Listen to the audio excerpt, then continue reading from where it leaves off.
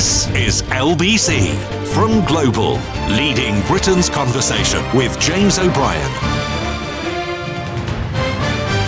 Good morning. It's 3 minutes after 10, and I suppose it's tempting in some quarters to reflect upon the length of the waiting lists for ordinary cancer patients or to wonder at the scale of the news coverage. But you'll forgive me, I hope, for not doing that today. I do understand why some people do, and I do understand the Republican impulse.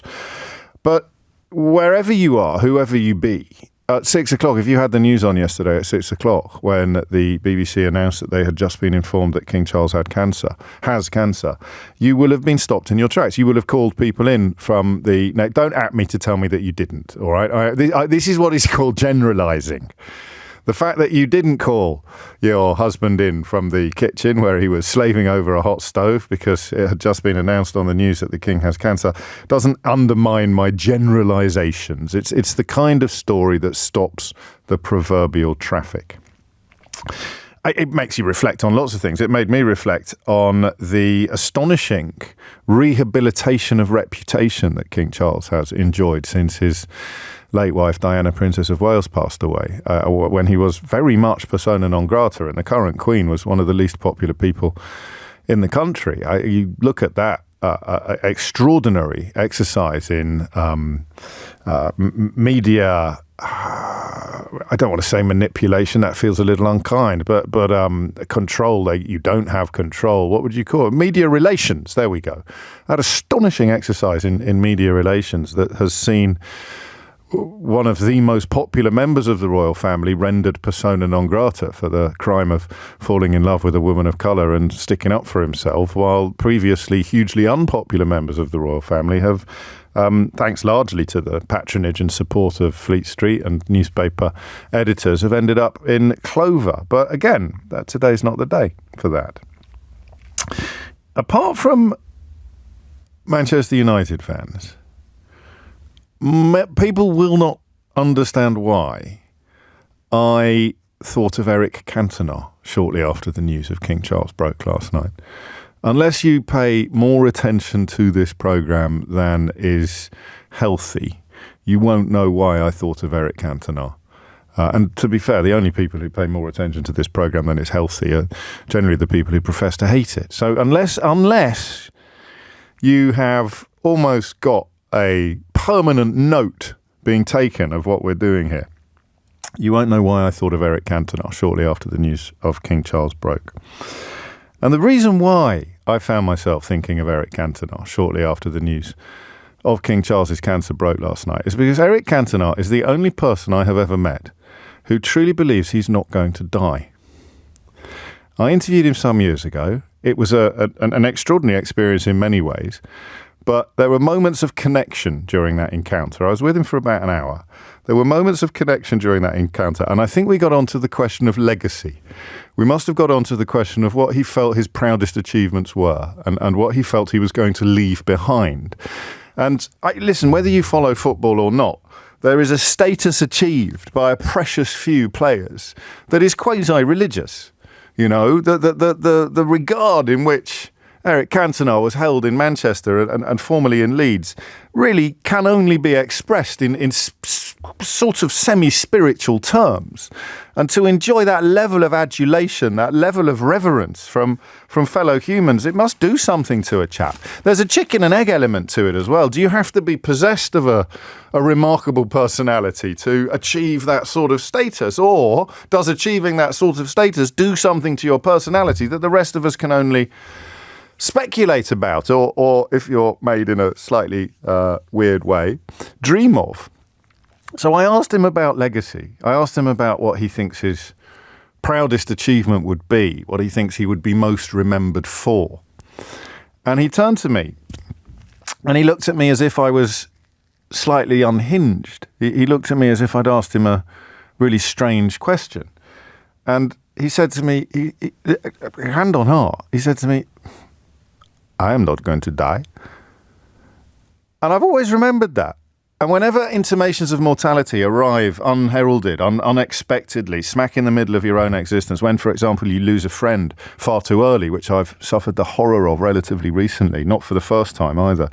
Whenever you are, if you like, hit around the back of the head by the fundamental truth of mortality, I, for some mad reason, always find myself thinking of Eric Cantona. And I did last night, because that 6 o'clock news opening, we have just received news from Buckingham Palace that the King has cancer. It stops you in your tracks. Whether you're on royalist tracks, Republican tracks, ambivalent tracks, it stops you in your tracks. And the second thing I thought of after thinking about mortality, and then shortly after that thinking about Eric Cantona's ability somehow to honestly believe that he's never going to die. To be fair to Eric Cantona, I mean, he's true so far. He's got it right so far, hasn't he? He is still with us. But then the second thing you think of is, what is that moment like? When you sit there in a hospital room or a doctor's surgery or wherever it may be, and you are given the news that, well, I'm afraid I'm going to deploy a cliche at this point, prince or pauper, king or commoner, that news lands in your life with exactly the same impact, doesn't it? Exactly the same levels of shock or horror.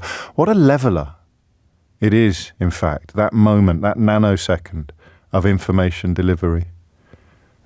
King, palaces, untold riches, privilege the rest of us can only dream of. And yet in that moment, he has no VIP track to follow. Okay, he'll get different levels of treatment from those that most of us can expect. But there's no VIP treatment. There's no opt-out. There's no velvet rope that he can snuck behind in order to avoid the full impacts of this diagnosis. He, in that moment, is exactly the same as the rest of us. And I wonder what goes through your mind in that minute, in that moment. What is that like? How many times have I said to you that the subjects I find most engaging, the things I enjoy talking to you about most, in some ways, are the ones about which you know nothing until suddenly you need to know everything.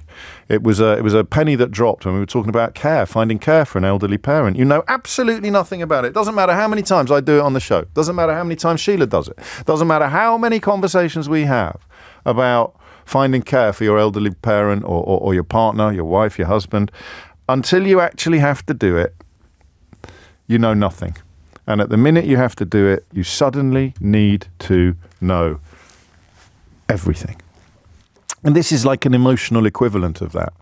I don't think you can ever fully imagine how, whether you are Mr. or Mrs. Empathy, or whether you never spare a fig for anybody else's welfare. You're the kind of person perhaps who'd place a bet upon the fate of refugees, so complete is your detachment from humanity and decency. But whether you're like that, or whether you are someone who dedicates your life to helping other people, we can never know. We can never know. 12 minutes after 10 is the time. If you detected a little snigger in my voice there, it's because Paul in Enfield. No, it's not Paul in Enfield. It's an unsigned text that is today in the... do you know what memento mori is? Do you know what memento mori is? Quite appropriate, given that we're talking about mortality, and Eric Cantona is the only person who I've ever met who honestly seemed to think he's never going to die. Memento mori they are the words uttered into the ear of a victorious Roman general as he made his way back into Rome. I think it would fall to a slave to whisper into the Roman general's ear, memento mori. Remember, you are mortal.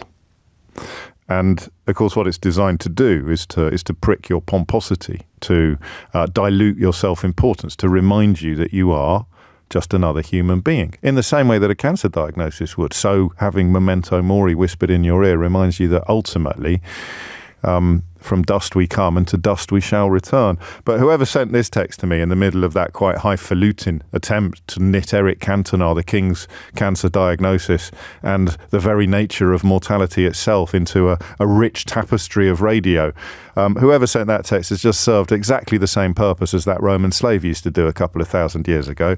They texted me the words, "Is Eric Cantona Welsh?" No, that was my French accent, but thank you for getting in touch. So what is that like? What would King Charles have gone through yesterday? And we don't know at this stage how serious the diagnosis is. The palace is, of course, leaning towards optimism. And there's no precedent for this, really, for anybody alive. The late Queen, when she passed in old age. So the idea of what the media does when a monarch is in this sort of peril is not something that the guidebook has been written for. And therefore, you can't read too much into it. It's tempting to think, well, the papers must know something we don't because they've given it 6 pages today. It's one step down from an obituary. Prince Harry's flying back from California. He wouldn't be doing that if it was just a melanoma. We don't know. We know nothing. And I'll let you into a little secret. You won't hear any on this show, actually, with the exception of Peter Hunt, who's always worth listening to and really knows what's what. With the exception of Peter Hunt and possibly one or two others, all of the people lined up to talk to you under the description royal expert know exactly the same amount of information about this story that you do. I know what you're thinking, James, I don't know anything. Yes, exactly. And now here is royal expert, Rory Tuffington Buffing. They know nothing. Do you not remember that sting a couple of years ago when those two cheeky chappies, whose names temporarily eluded, Archie Manners and Josh someone, lined up a bunch of royal experts to comment on a programme that they hadn't seen, and they all did so happily in return for a generous cheque. That is what they do. Now here is royal expert Keith Tuffington-Jones to tell us what can we learn from the fact that Prince Harry is returning from California to be by his father's bedside. Well, James. So they know nothing either. But you do. You know what it's like in that moment, in that room, in that space. I just want you to tell me what happens. I don't know why. That's where my mind has gone this morning. I don't know whether it's curiosity or some sort of acknowledgement of my own mortality. 50's bigger than 40, isn't it? I don't know whether you find this, if you've passed it yet. 50's a bigger milestone than 40. It was 40 when I was growing up, but 50's the one where you sort of feel you almost certainly past half time now. However things play out, that's your last half-time orange. You're not getting another one of those. And you start thinking about this stuff. What I want to know is what it is like. Just in that minute, in that moment. I'm going to get the phone lines open now. 0345 6060 973. And it's almost before you know how serious it is. Do you see what I mean? It's that word, that unique word, cancer. What is it like when it is delivered to you or to your loved one? 0345 6060 973 is the number you need. Because unless you've been there, you've got no idea. This is, for people who are a little embarrassed to realise they don't follow the programme closely enough to have seen the Eric Cantona point coming, but this is a very good example of the what was it like principle, isn't it? What was it like? That apparently silly question that actually cuts to the heart of almost every conversation that we actually have. I don't know what it's like. You do. Tell me. 0345 6060 973. I think I may have misused the word melanoma a moment ago. I'm thinking of a friend of mine who's recently had a freckle removed, which was potentially dangerous, and it was a relatively straightforward operation. So apologies for that. No prizes for guessing that. I've got no medical qualifications whatsoever. But you know what I mean. The word cancer can cover a multitude of conditions. And in that minute in that second when you first hear the word, I want to know what it's like. The time is 10:17. James O'Brien on LBC. James O'Brien on LBC. It is 20 minutes after 10. Apologies if you can't get through. I promise you'll be able to shortly. We will work through the calls that are waiting, but I do just want to read a quick text. Do you know, normally a text that ends with the word shame on you goes straight in the bin. But you've got me with this, and I think I owe you an apology. James, there are no words which can amply describe what it's like to be told that news. I know this personally. All is well now, happily, as do my father, both of my in-laws, and my 9-year-old nephew, all of whom have passed. What is different is that being the king and being the rest of us, what we respectively hear when we are told is worlds apart. Some commentators have stated that it's right and proper for the king to get quick, preferential and superior treatment. For his subjects, we now have one of the worst cancer survival rates in the world and a truly wonderful NHS under immense strain. You disappoint me that you won't tackle this today and that you dismissed it so irreverently during your opening monologue. Shame on you. I think I deserve that, actually. My defence will be just today. I want to talk about a different element of it. I want to talk about the moment of delivery, the moment of diagnosis. But I promise you now, having read that and similar messages coming in, we will turn our attention at the first opportunity to the gulf between what you can expect the moment after diagnosis and what the king can expect. I am standing by the decision that that's not the conversation for today, but it is most definitely the conversation for tomorrow or soon. And for the rest of your life, for Casablanca fans. 22 minutes after 10 is the time. Sharon's in Croydon. Sharon, what made you pick up the phone? Morning, James. Hello. Yeah, I'm just driving from the hospital, actually, and what grabbed me was the fact, your question around how, what was the impact when you're first told. Yes. And I don't think there are words to describe what happens when you're told that. I mean, my jaw just dropped when I was diagnosed with breast cancer in 2022, and did you know? So you go into the room knowing that it's a yes or a no? You're waiting. No. Well, I was the week before I should have been given my diagnosis, but I was told not all of the results were back. But what I was told was it's suspicious. Okay. So you go away thinking, oh gosh, what does that mean? Oh no, surely not, kind of thing. Because you read a lot of the information that's out there, which isn't always great, I must admit, and they try and encourage you that it could be a cyst, kind of thing. So that's what I was thinking all the time. Oh, it's a cyst, blah, blah, blah. So when I was sent away, I thought, oh gosh, another week, kind of thing. And I remember the doctor saying to me, do you want me to phone you? And I said, no, I don't want any information over the phone. I want it face to face. I want it face to face. And what stuck with me, I think, was the fact that I was told, bring somebody with you this time. Because I just rocked up, James. I just thought, okay, blah, blah, blah, kind of thing. So my cousin and my husband came with me, and we went into the room, and I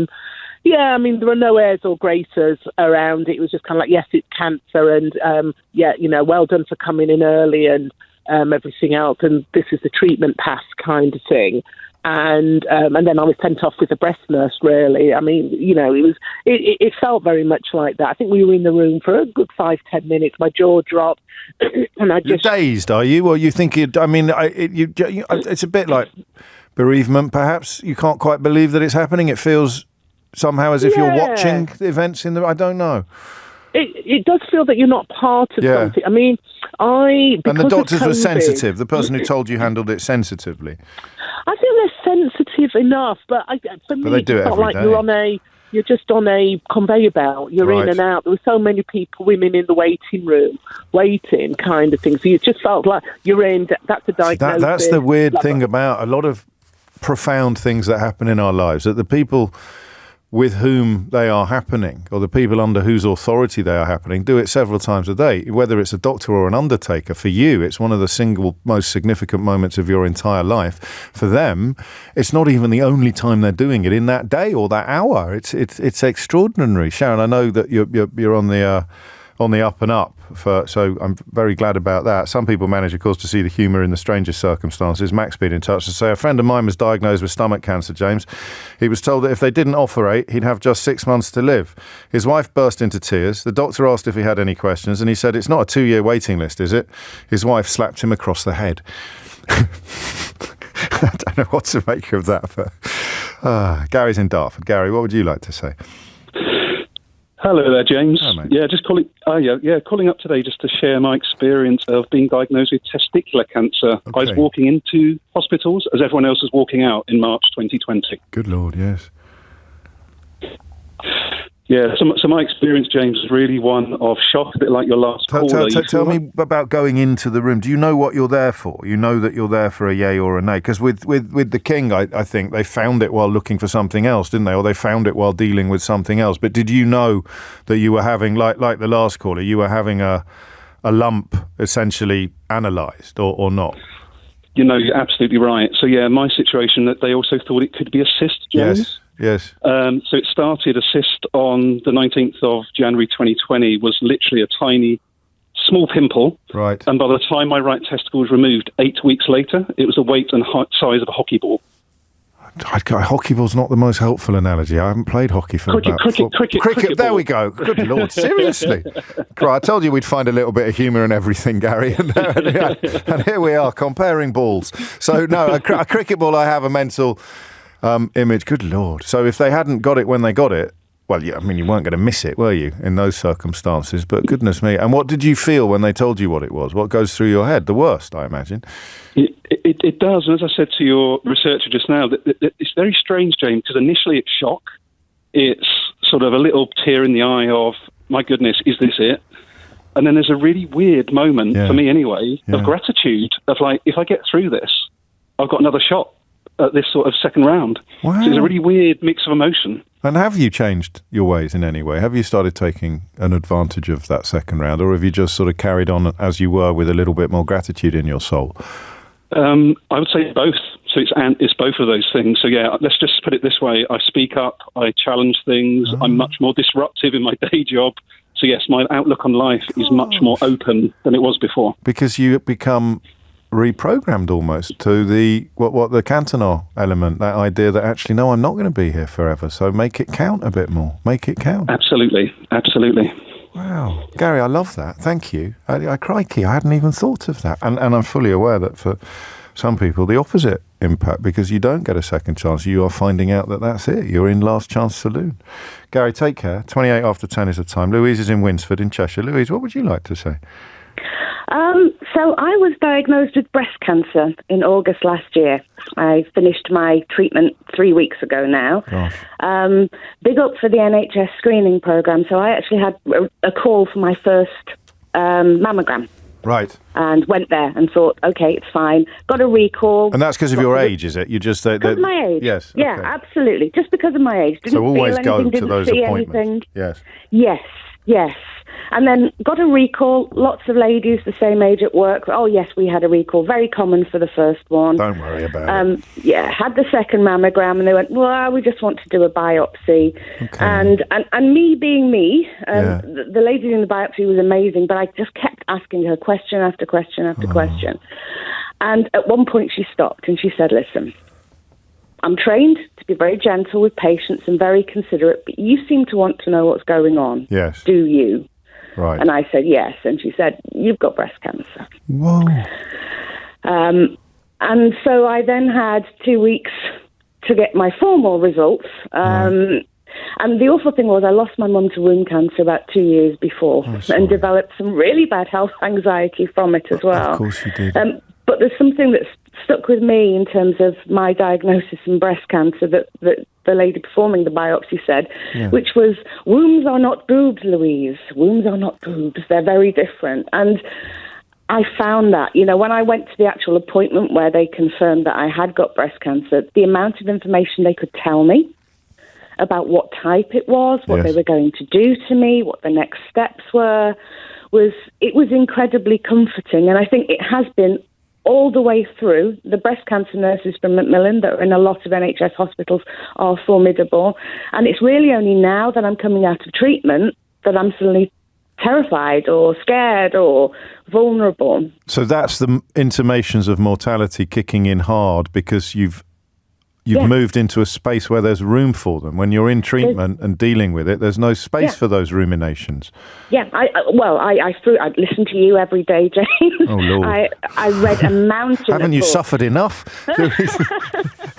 No, I read a mountain of books. There's a lot of focusing on what the very next step was. And the NHS were really good at they gave me loads of amazing literature and booklets, but only for the next step. Okay. And then only to the next step after that. So I wasn't overwhelmed and I wasn't swamped. And I have to say now that I go to the Christie at Manchester, an amazing cancer hospital.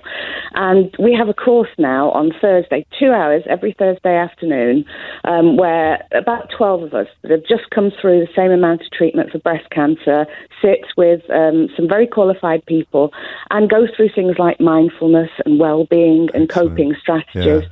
So I have to say, big up to the NHS all the way through this. And to the Christie in particular, and indeed to the people recognising the importance of the stuff you've just described, sometimes in the face of great cynicism and scepticism. But, the idea that well-being or wellness could be a controversial issue is extraordinary. But, of course, par for the course in tabloid Britain. Thank you, Louise. It's 10:31. You're listening to James O'Brien on LBC. Thomas Watts is here now with your headlines. James O'Brien on LBC.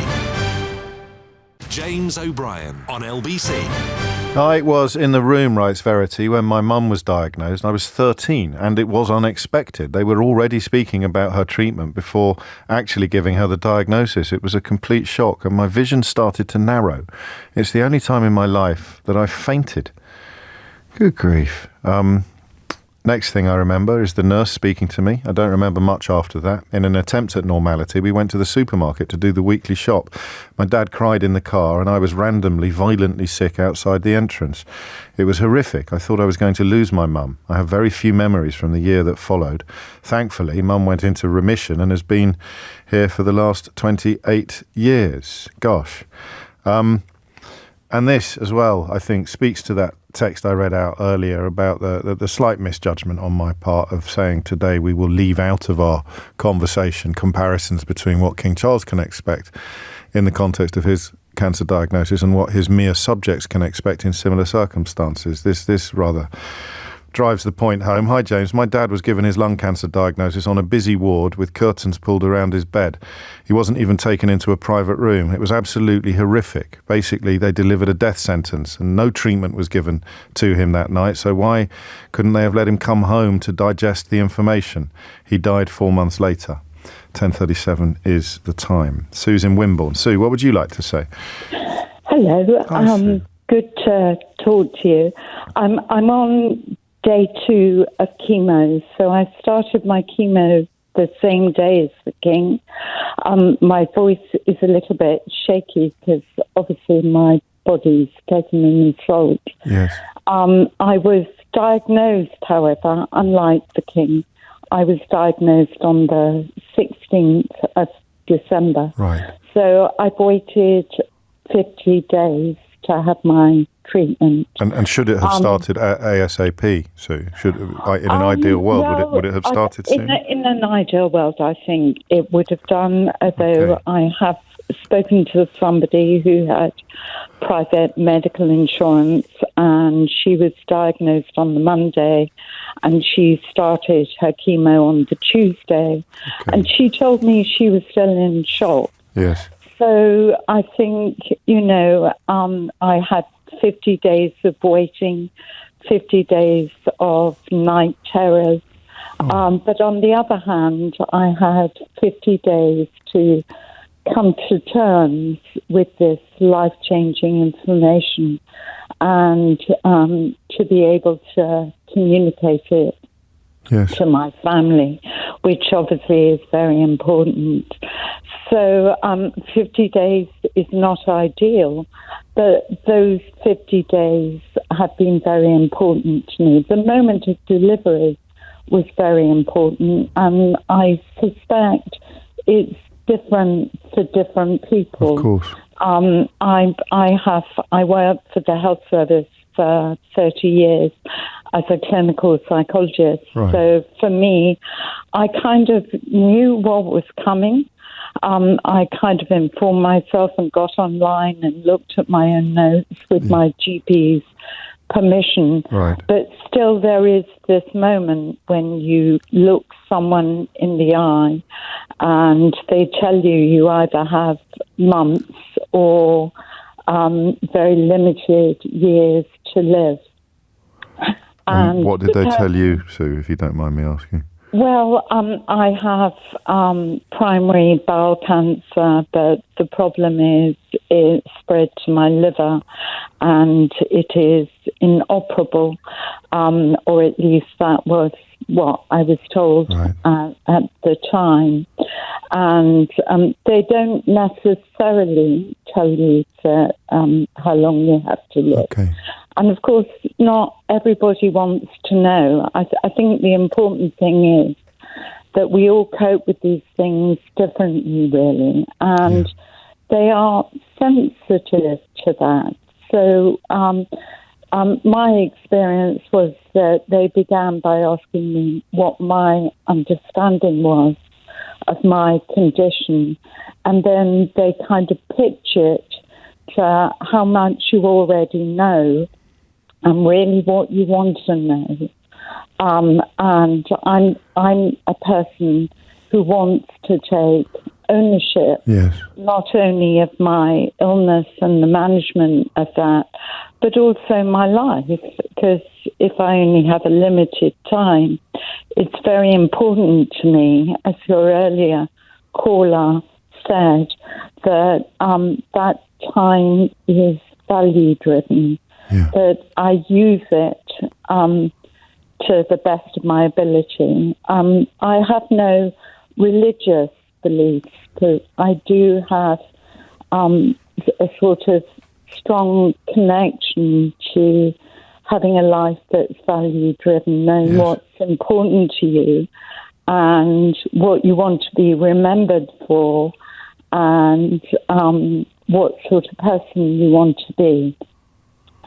So, and all of that has come into even sharper focus than it was absolutely, before. Absolutely.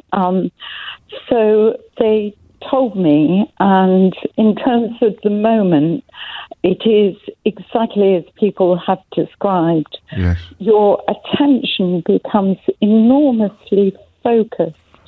I can still feel and see the eyes of this very young, compassionate medic. Yeah. I could feel her struggle in kind of delivering this, and I have to say I'm very grateful to her. It felt like, although my husband was in the room, it felt like it was just her and I for a moment. Of course. And I felt very connected to her.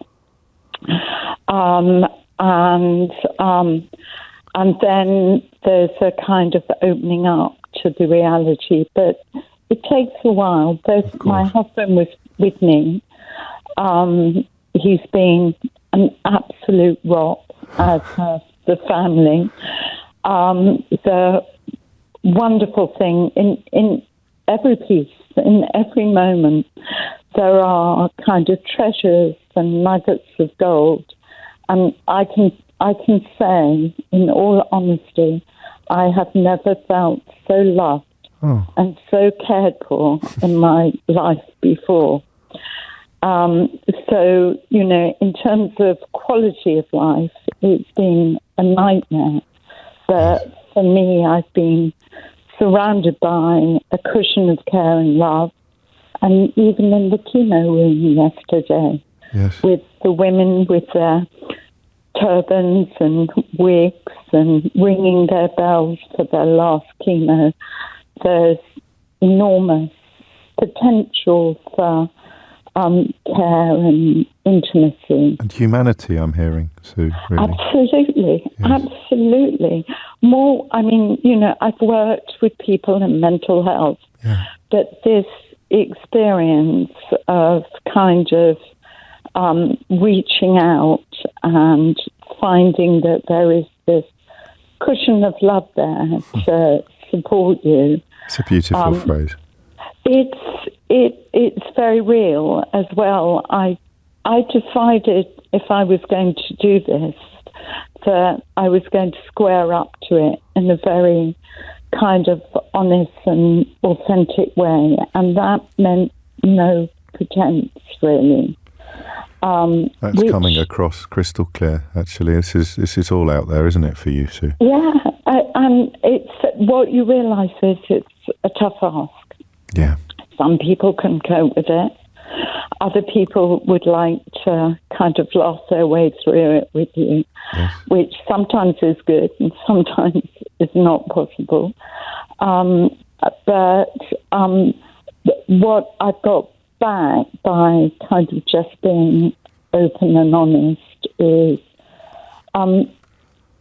things I couldn't have anticipated, people telling me what I've meant in their life to them. and friendship and support, and also from complete strangers. Gosh. So the woman who had chemo the day after, that was lucky enough to have medical insurance that gave her the very quick treatment, sent me a backpack for my first chemo. I've never met this woman. Gosh. I've only spoken to her on the phone about her experience. She was a friend of a friend. Yeah. And a backpack arrived in the post ready for me to go for my first treatment. I feel a strong connection to some people who are just strangers. In a way, we're strangers, and you are a stranger to everybody listening to this program. But in another very real way, you've just connected with them in a powerful and valuable way, Sue. So that's why I phoned, really. And I think the important thing I also wanted to say is it'll be different for different people, because this is my way of coping to it. Squaring up, informing myself, being open and honest. The woman who sent me the backpack said she only cried twice. She didn't want to know anything about her treatment. She went on working. She just had a completely different style to me. There is no right or wrong to this. No. Human beings cope in different ways. And you need to give yourself the space to work out what's best for you, don't you? You do. But what I think has been a big difference for me is that opening up to people and has enabled me to get all this cushion of love and support around me.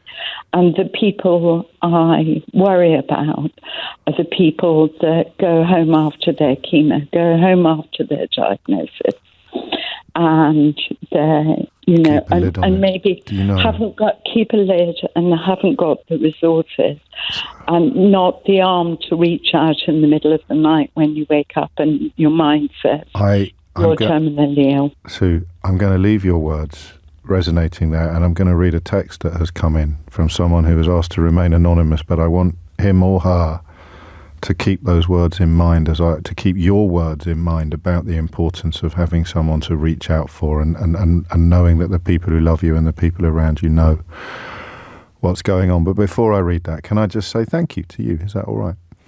Yes. For sharing all that, and good luck. Well, thank you so much for allowing me to. Hey. This is my privilege in a way, because an awful lot of people probably needed to hear that, and those of us who didn't necessarily need to hear it will be very grateful that we did. Sue, do take care. And remember what Sue just said, because I wasn't quite sure how to handle this text. James, I was given a cancer diagnosis 2 weeks ago, a lump on my kidney. Apparently it has been growing for at least 4 years. The first thought I had was not to tell my boys until I have to.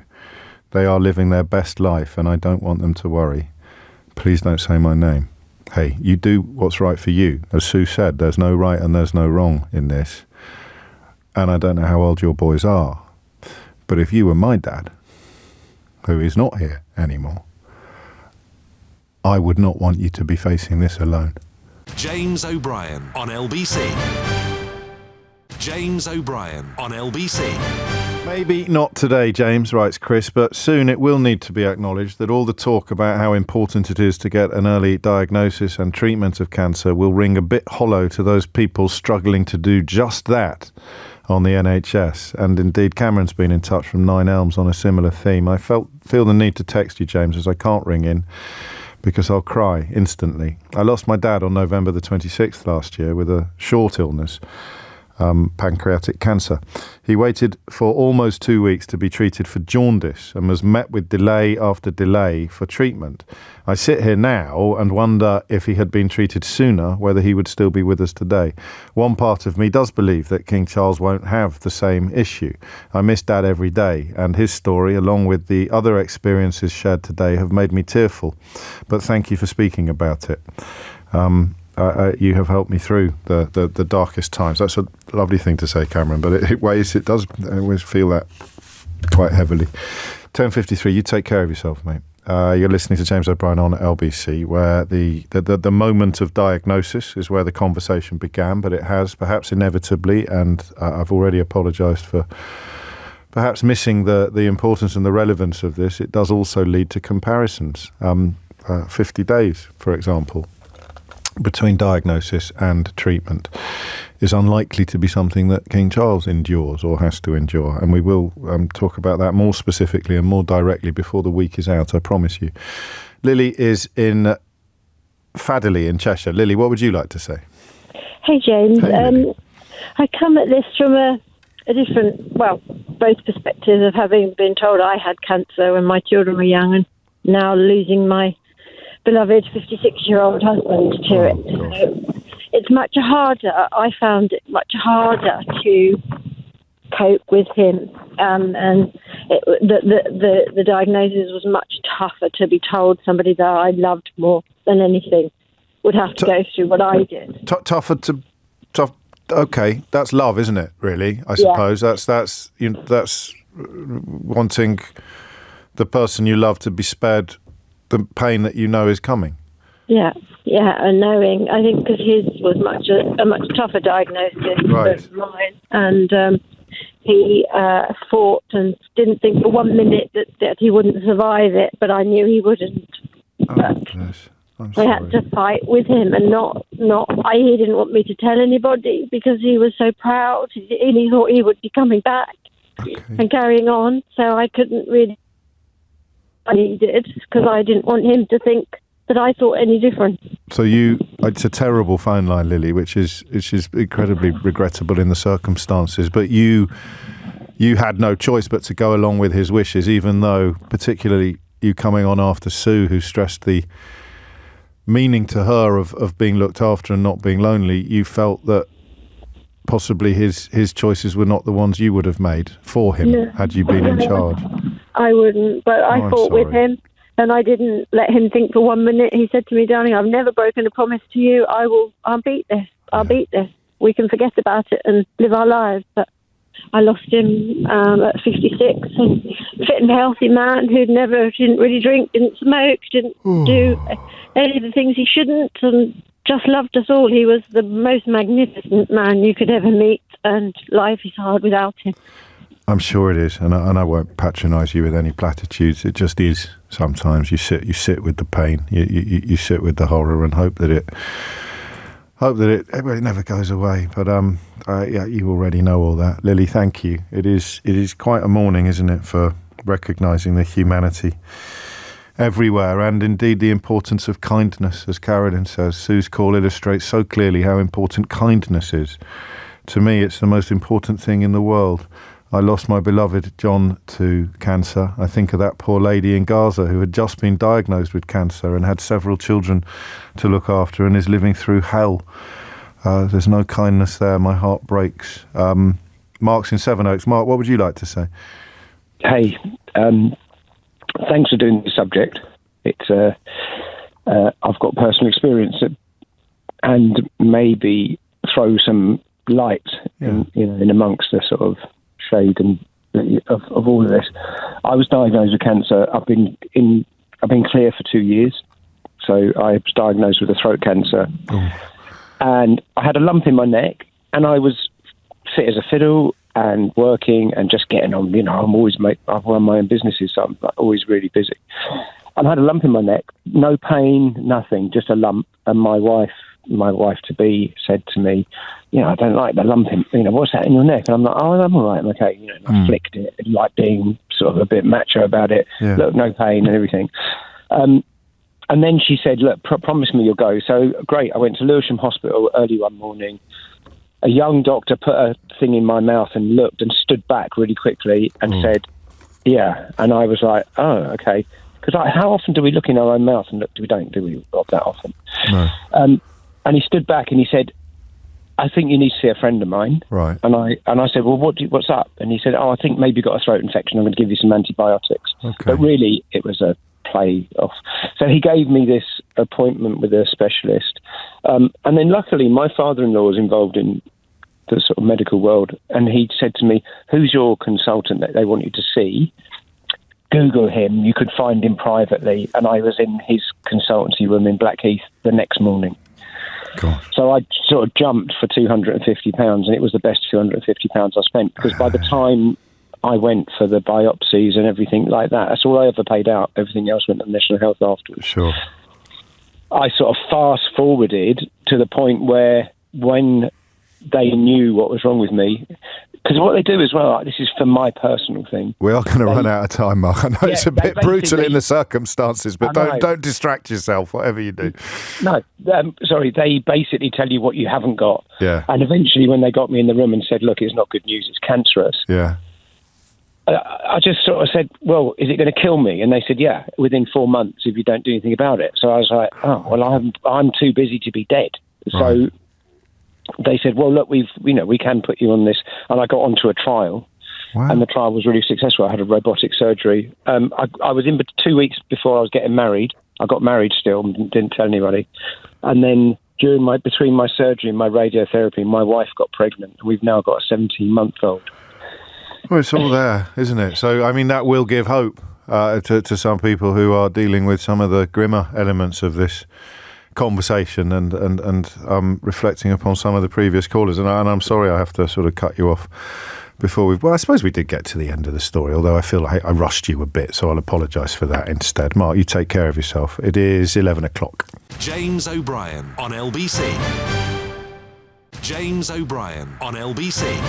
It's 3 minutes after 11 and you are listening to James O'Brien on LBC. The last time they tried to put a plane in the air to send refugees to Rwanda, and remember, if you care about facts, it is perfectly plausible that these human beings are completely genuine refugees. The application will be processed in Rwanda, and if they are found to be fleeing persecution, famine or war, they will stay in Rwanda for the rest of their lives. That's the plan. That's the actual plan. Even conservative politicians were touring studios after it was first announced, claiming that if their applications were successful, they'd come back here.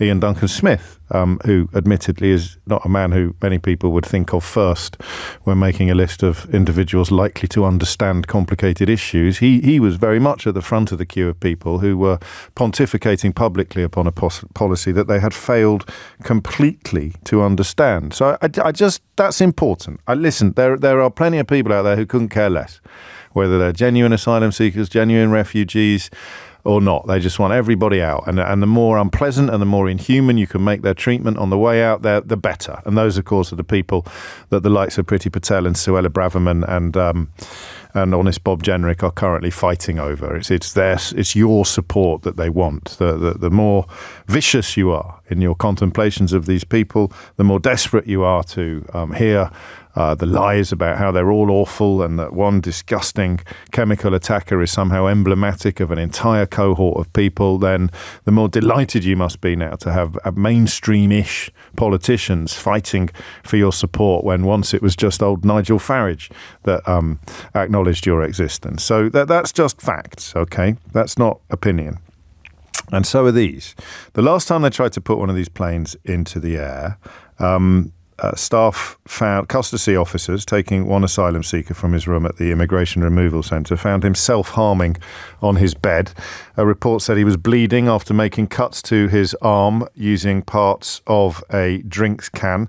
He wouldn't stop cutting himself until officers seized his arms. He was still being treated by a nurse as he was handed over to escorts tasked with transporting him to the plane, which was waiting at the Boscombe Down military base in Wiltshire. He was put under constant supervision as part of an official suicide prevention strategy. Another asylum seeker told staff he would kill himself if he was forced to get on the flight.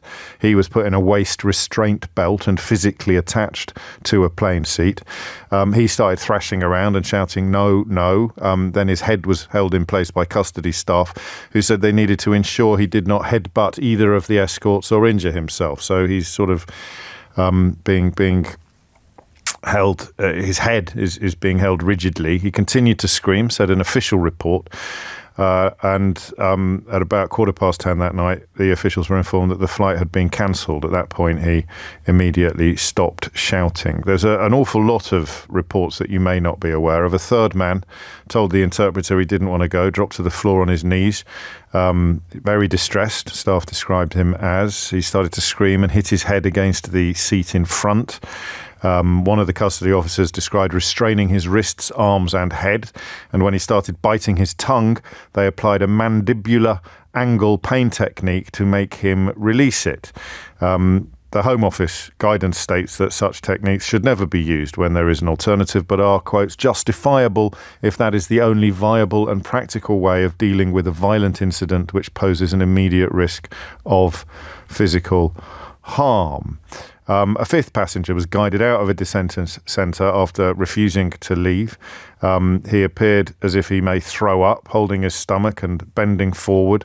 And, you know, there are more. These details were secured, I think, by a Freedom of Information request via various charities. And again, I do acknowledge the existence of people who don't care. I don't want you to think I don't know you're there. And I also acknowledge that possibly that should have had a trigger warning on it, but I don't know what's more harrowing. Those sort of stories about what we are doing to human beings, or the fact that the Prime Minister in charge of the policy can do this. And I believe that when we get it up and running, when we get flights going off, and it's uncapped so we can send lots of people there, then people will stop coming. And you know why I know that that's going to work? It's because, as you acknowledged, it's worked with Albania. If I said to you, I'll bet you £1,000 to a refugee charity you don't get anybody on those planes before the election, will you take that bet? Well, I want to get the people on the planes, right? Of course I want to get the people on the planes. £1,000. Right, I want to get the people on the planes. I'm working incredibly hard to get the people on the planes. Do you think that should be the priority when at the same time the ONS just predicted we could hit 73 million people who in this country, right, coming in not on boats, but coming in the normal immigration system by 2036. Hang on, both people go, well, that seems massively more problematic to me.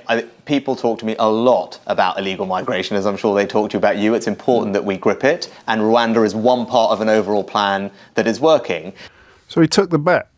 Prime Minister of the United Kingdom took the bet. They shook hands on it. If you haven't seen the footage, if you've spent most of the morning under a rock, I mean that affectionately. It's everywhere. Prime Minister Rishi Sunak already saying that he was taken by surprise when he agreed to make a £1,000 bet over his Rwanda policy. He's told one interviewer he was not a betting person, but at the same time denied that it was a mistake. It's an interview with another radio station in which he's claimed he was trying to convey his absolute commitment to the policy. The problem with this for me, well, the first thing to happen is that you notice how inured you are to horror.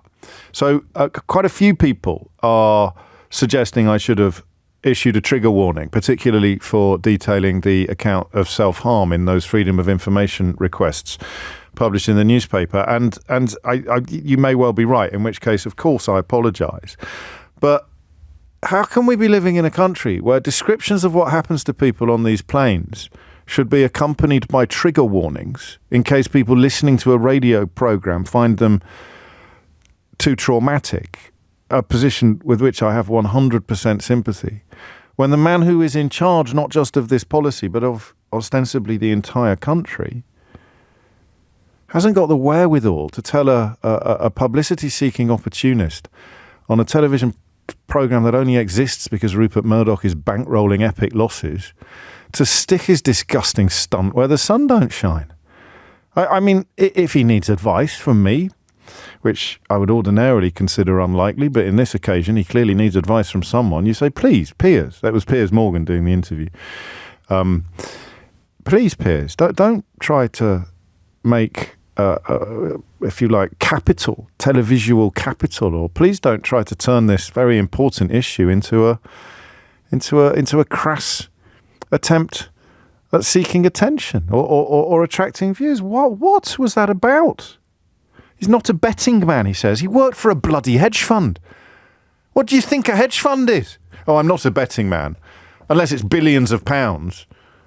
I'm betting upon the economic consequences of Brexit or the international financial crisis being bad for the country that I seek to govern. I'll make a ton of money out of that. I'll make a ton of money out of betting upon the misery of the voters that I'm going to be wooing in 10 years' time. But, oh no, I'm not a betting man. Here I am shaking hands with probably the most accomplished self-publicist in the British media, who's offered me a £1,000 bet on whether or not a plane full of people self-harming is actually going to take off before the next general election, and I've bitten his arm off. But I'm not a betting man. Oh no, I'm Rishi Sunak. I made all my money betting on the markets, but I'm not a betting man. There's a level of contempt for the voter, for the public, that very few politicians reach, because they're normally clever enough to cover it up. Sunak can't help himself. It's very strange. What was that? What was that? Why did Rishi Sunak take that bet? 0345 6060 973. Because he's an idiot? Because he's callous? Because he's so eager to please that he would not have the guts to say, put your hand back in your pocket, you ridiculous human being. I'm not placing bets upon the fate of human beings. Because he's so boiled by the bigotry of the policy that he's brought in that he's forgotten which way is right and which way is wrong, which way is up and which way is down. Because he doesn't think that refugees are human beings at all. They're just chips. You know what it made me think of? It made me think of Trading Places. I don't know if you've ever seen that film. One of my all-time favourite films, which reminds me, actually, I must watch it with the children. I don't think they've seen it. It's when Eddie Murphy was in his pomp.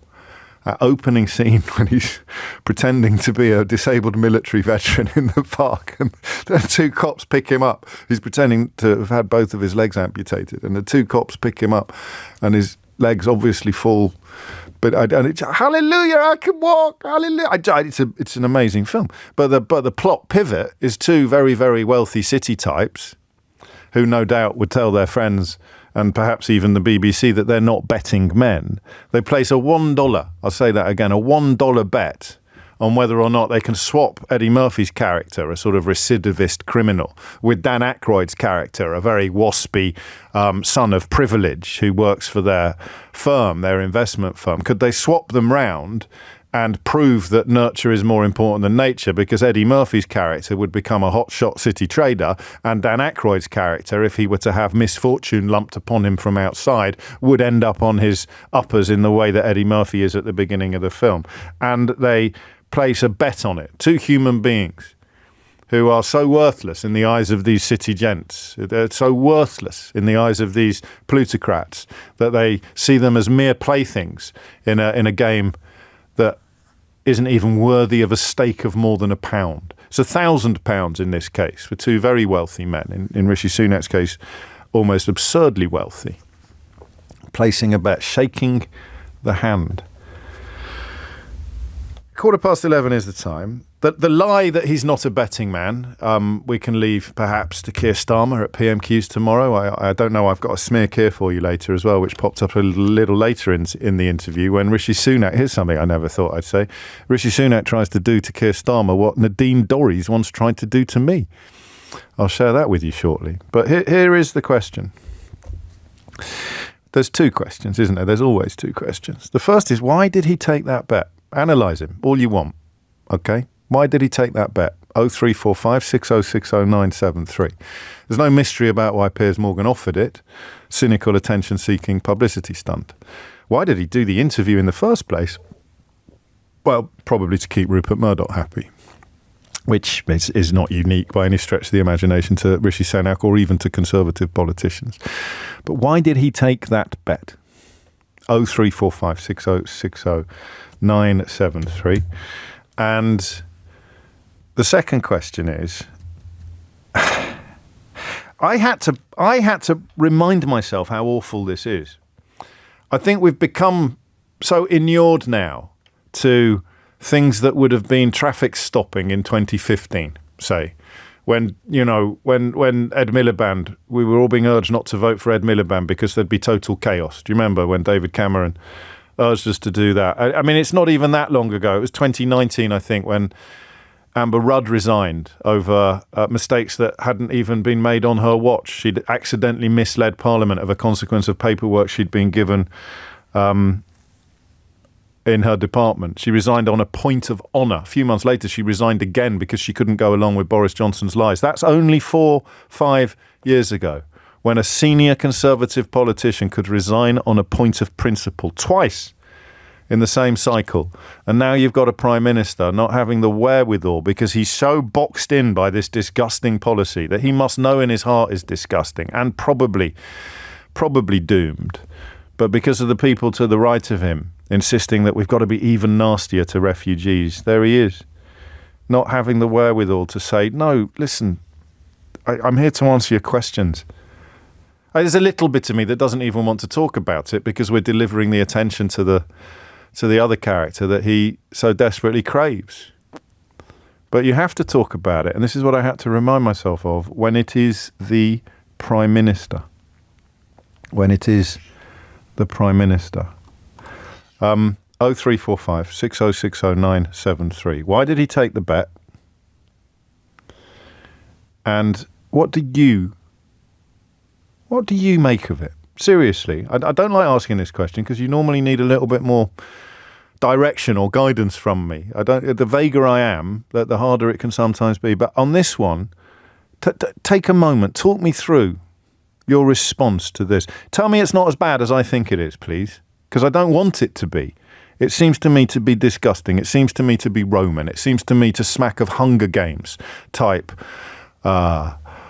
pathology. Ordinary human beings, desperate human beings, being treated like mere chips to the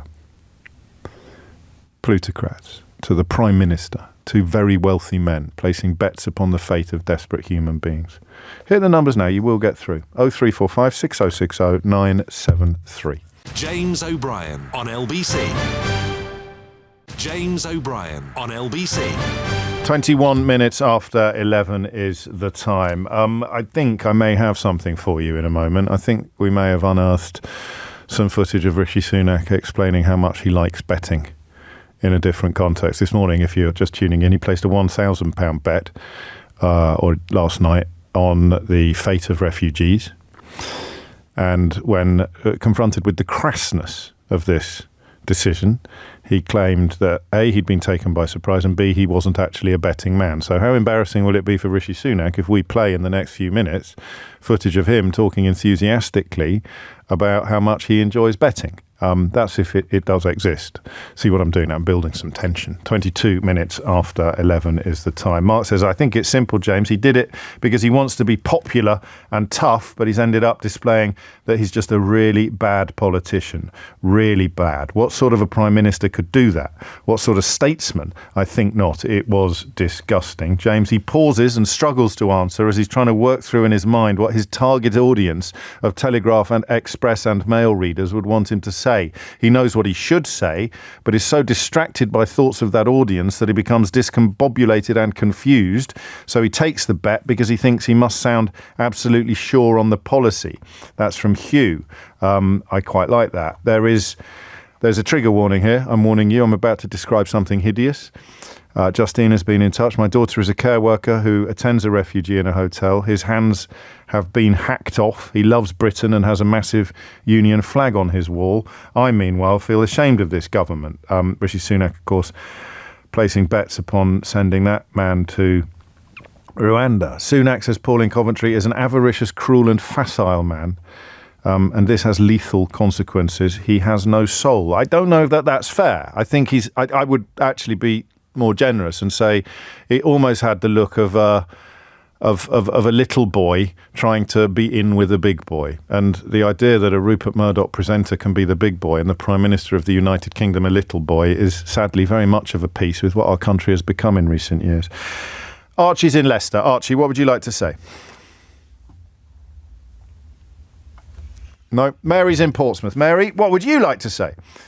Hello, James. How are you? Very well, Mary. What's on your mind? What's he up to? Why did he take the bet? Well, he's a gambler. That's obviously, and I haven't seen the footage, but I have seen on Twitter that apparently there is footage about him bragging about the hedge funds, is it, that he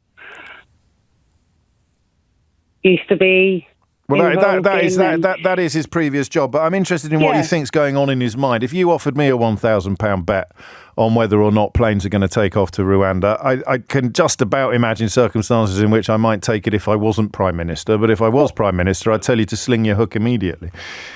Well, the Prime Minister, as Prime Minister, he can help that. He can make that happen. So he can make it so that he wins the bet anyway. Yes. Okay. 24 after 11 is the time, Mary. I've got that clip, so I'm going to crack on immediately with that. Here he is earlier today telling us that he's not a betting man. Now, yesterday, you shook hands on a £1,000 bet with Piers Morgan over the Rwanda scheme. When people are struggling to pay their food and fuel bills in this country, a lot of our listeners are saying they found that pretty offensive. Well, if I'm being totally honest, I'm not a betting person, and I was taken totally by surprise in the middle of that interview. And the point I was trying to get was across... it a mistake to shake his hand? Well, the point I was trying to get across, I said I was taken totally by surprise. Well, the point I was trying to get across, as I said, I was taken totally by surprise. I'm not a betting man. And I was taken totally by surprise. And the point I'm trying to get across is that I'm not a betting man, and I was taken totally by surprise. Also, which was quite dangerous, discovered this. I think it was around that time that spread betting had become a thing online. Yep. I had certainly never done it before, but then so I was sitting there working on one side doing my investing finance job, and on the other screen, it's quite helpful in those jobs, you have multiple screens. On the other screen, I was doing next wicket partnership, next wicket for innings total. I just discovered this thing, and it was great. So I had the summer doing that as well. Yes. I think we need to do that again, don't we? This is the Prime Minister of the United Kingdom defending himself against accusations that he should never in a million years have accepted a bet from a self-promoting television presenter upon the fate of refugees who he is determined to deport to a country where the regime still routinely imprisons and tortures enemies of the state. So, Rishi Sunak, why the hell did you do it? Now, yesterday, you shook hands on a £1,000 bet with Piers Morgan over the Rwanda scheme. When people are struggling to pay their food and fuel bills in this country, a lot of our listeners are saying they found that pretty offensive. Well, if I'm being totally honest, I'm not a betting person, and I was taken totally by surprise in the middle of that interview. And the point I was trying to get across... Was it a mistake to shake his hand? Well, the point I was trying to get across, I said I was taken totally by surprise. An interview with our friends at BBC 5 Live, and this interview from a while ago on the Test Match special. Also, which was quite dangerous, discovered this. I think it was around that time that spread betting had become a thing online. Yep. I had certainly never done it before, but then so I was sitting there working on one side doing my investing finance job, and on the other screen, it's quite helpful in those jobs, you have multiple screens. On the other screen, I was doing next wicket partnership, next wicket for innings total. I just discovered this thing, and it was great. So I had the summer doing that as well. Yes. Ambushed by a bet, I suppose, as one unsigned text has pointed out. Is it an improvement or a decline from managing to be ambushed by a cake? So Rishi Sunak is lying to you today.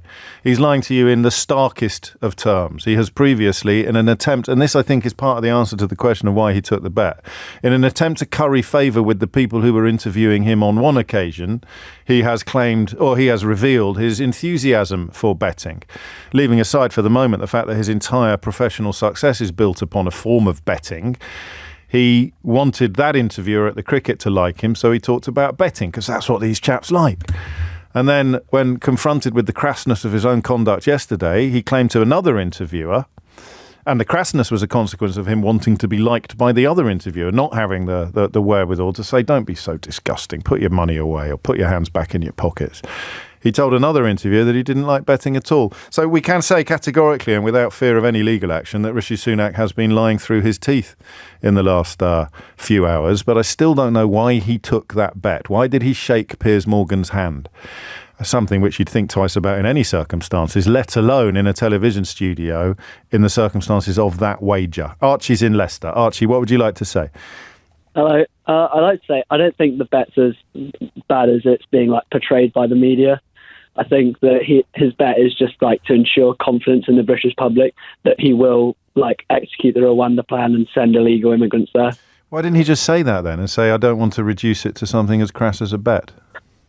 Well, I think if he refused it, then the media would paint it as if that he was like a chicken and he wouldn't agree on the bet. No, because they wouldn't. They wouldn't. Okay. Well, I mean, they just wouldn't, because I mean, no one's going to say he should have done that really crass. No, I'm not saying that they would have said he would have done it, but they've said it hasn't installed a huge amount of confidence, like just completely refusing the question. And also, I'd say the Rwanda plan, like at its core, is like it's effective if it's implemented in like the correct way and in the correct place. Do you know? Actually, I can disprove you on this. The Nick Ferrari offered him a bet. I didn't know this. Someone's just sent me the story. Offered him exactly the same bet in August a couple of years ago, but it was only £100 bet. I guess Nick and Piers Morgan are on different wages. But he was running in the leadership hustings, and he said, "No, I'm not taking that. What we need to do is make the plan work." And you didn't know that, so it's not as if the media went nuts about his refusal to do it. No, but I think Piers Morgan's a lot more of a famous person compared to him. And this interview is... No, Nick's got way more listeners than Piers Morgan has viewers. Yeah, but Piers Morgan's been... And this was at the leadership hustings. Awareness. This was the leadership hustings televised everywhere on proper television stations. But I just feel like when you can't carry on, Archie. You can't keep talking, can you? Because every single thing you've said has fallen apart now. So it happened on a bigger platform. It happened in public, and the former Chancellor, as he was described then, had the wherewithal to say, "No, I'm not taking that bet. There are more important things to focus on." So every single thing you said is wrong. Okay, well, that's what you think. No, tell me why I'm wrong. Tell me why that's not what's just happened. That might have happened, but I didn't know that had happened.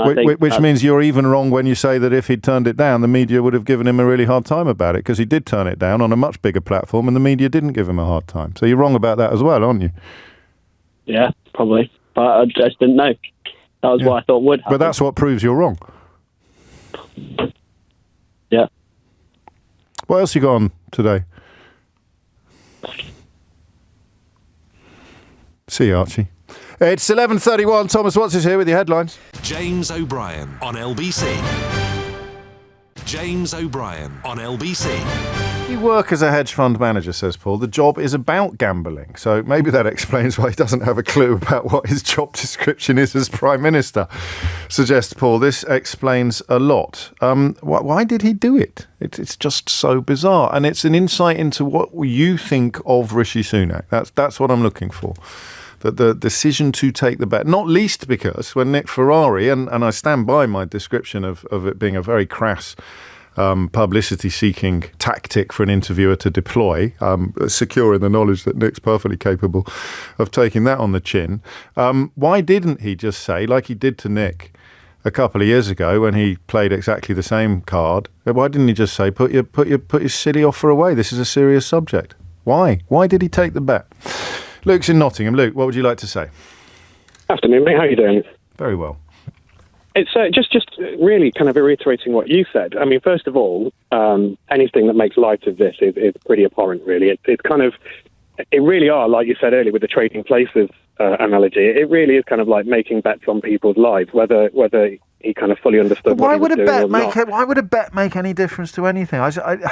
Is the idea that if he says no, it means he doesn't really believe that it is going to happen? Well, but he's worth £600 or £700 million. So the idea that he's going to have to end up making I don't understand it at all, actually. So this is what I kind of came to my head when I was thinking about this. There used to be a character on the Fast Show called Indecisive Dave. Oh yeah, and he was like the. I think more phone-ins should reference the Fast Show. Go on. It was Paul Whitehouse, the character, and he was the guy in the pub that always kind of, he was sat there with his pint of lager, and he was, whoever had the strongest opinion in that conversation, he was kind of, he hooked onto it. It was all about it, banging on about it, and then it could have been football, it could have been immigration, but as soon as somebody challenged it, he was like, "Oh yeah, well, but that's right, yeah, absolutely, no, you're absolutely right." I remember that. That's what he's done. I think it is. He's literally flip-flopping from one day to another. Someone's told him something he thinks is a good idea, so he runs with it. He's got no spine to we all know he doesn't want the Rwanda scheme. He couldn't do anything about Suella, so he's harping on her kind of music sheet, singing along to his sheet. Yes, it is. But now he's like he's got no one around him. He's in the middle of an interview, and someone said, "I'll bet you can't do this," and he's like, "Oh, I'll have a bit of that." Yeah, well, it wasn't. He didn't. No, it wasn't. It was because he didn't really want to, but he didn't have the. wherewithal to say no. Yeah. I don't think. It's just literally flip-flopping from opinions because nobody's telling him what he can say anymore. He's got too many people shouting in his ears, and he doesn't know his left from his right anymore, like you said earlier. That's it, simple as that. Yeah, Indecisive Dave. I'm going to find a little clip of Indecisive Dave for people not familiar with his oeuvre. But the idea that if you don't stand, what's that line from Hamilton? If you don't stand for anything, if you stand for nothing, you'll fall for anything. And he doesn't like the Rwanda policy because he said so when he was Chancellor. You know that he's sort of handcuffed to it, and he can't get away from it. And you know that there's a sort of craven element to his nature when he kind of wants to be in with whatever room he's in. He's ingratiating, which is odd, really, because he oscillates between contemptuous and ingratiating depending on who he's with. Stick him in a room full of NHS patients and he's quite contemptuous. Stick him in a room full of plutocrats or powerful media figures or test match special interviewers and he's desperate for them to like him. So he'll tell them that he doesn't like betting and then he'll tell them that he loves it and he's been doing it all his life. Thank you, Luke. I like your insights. 0345 6060 973 is the number you need. Why did he take the bet? And the question becomes more interesting now that we know, and my apologies for missing it at the time, that Nick Ferrari offered him a bet on exactly the same grim premises a couple of years ago. So why would he not take it this time? Rather, why would he take it this time when he didn't take it that time? Marcus is in Greenwich. Marcus, what would you like to say? Oh, hi there, James. First-time caller. Thanks very much for having me on. You're very welcome. I mean, with these two, Piers and Rishi, I think you could quite easily say that you can take the boys out of the city, but you can't take the city out of the boys, can you? Maybe. I mean, I've been in that environment. I've seen these people, and the more that they are ingrained in that type of world, the more tone deaf they become. And I think Rishi is just getting more and more tone deaf as we get close to the election. It's a shame that no one's asked him, do you want to bet £1,000 whether you'll be Prime Minister this time next year? I'm sure he wouldn't take that one, that's for sure. But, he would have to, wouldn't he? But the bit I don't understand is the bit where he didn't just go, look, this is absolutely, it's far too serious for silly bets. I'm 100% committed to it, and I don't want to. I don't want to dilute the seriousness of the situation or indulge in any crass sort of publicity stunt. I mean, he could have come out of it looking strong, I think. Maybe I'm a bad reader of politics, but I think he could have come out of it looking strong. Well, James, I don't think people sort of realise how much coaching he actually needs. Yeah. And when he's put on the spot, he just immediately falls back into what he knows and in the environment which he's grown. Remember, he doesn't really have lower class friends, does he? Well, that's so from when he was. Sure. He was, in his defence, he was 18 when he said that on tape for a television documentary. I think it is unlikely, in your defence, that he's developed a rich and fulfilling circle of working class friends since. But that applies to an awful lot of people from his kind of background. It's more that he doesn't seem. I don't know who his tribe is. Do you know what I mean? I don't know who who he speaks for ideologically. What is the brand of conservatism that he represents, apart from wealth fetishization and a kind of weirdly insubstantive support for Brexit? I don't know who he's speaking to. And when he tries to speak to the Braverman Patel generic people, he ends up getting into this sort of bother because he doesn't really mean it. What would Suella Braverman have done if she was offered that bet? She'd have doubled it. I'll get a bit sick if I think about that. Well, I can only apologise, but she'd have doubled. She said, "I bet you £10,000." I bet she'd have done something like that. She'd have been even worse. But I don't know why he has been so. What's the word I want? Even it's beyond mealy-mouthed. Mealy-mouthed fits his behaviour when he indulges in a little bit of light smear Keir later in the interview, which we'll have a look at shortly. But before that, looking at actually, should we have a little listen to Indecisive Dave? In case you don't. So is this... politicians as fast show characters, we could almost get a whole show out of, couldn't we? We could almost get a whole show out of that. So who would be Swiss Tony as David Davis? Didn't Charlie Hickson do that for us back in the day? Were you working on the show then, Keith? Didn't Charlie Hickson do David Davis as Swiss Tony for us? If you're not familiar with the files, can we dig that out as well while we're at it? I'm having a bit of fun with this today. If you're not familiar with the Fast Show, you really should be. And I've got a feeling it's coming back. I think I've read that they're getting the band back together. But it was one of the finest sketch programmes ever broadcast on television.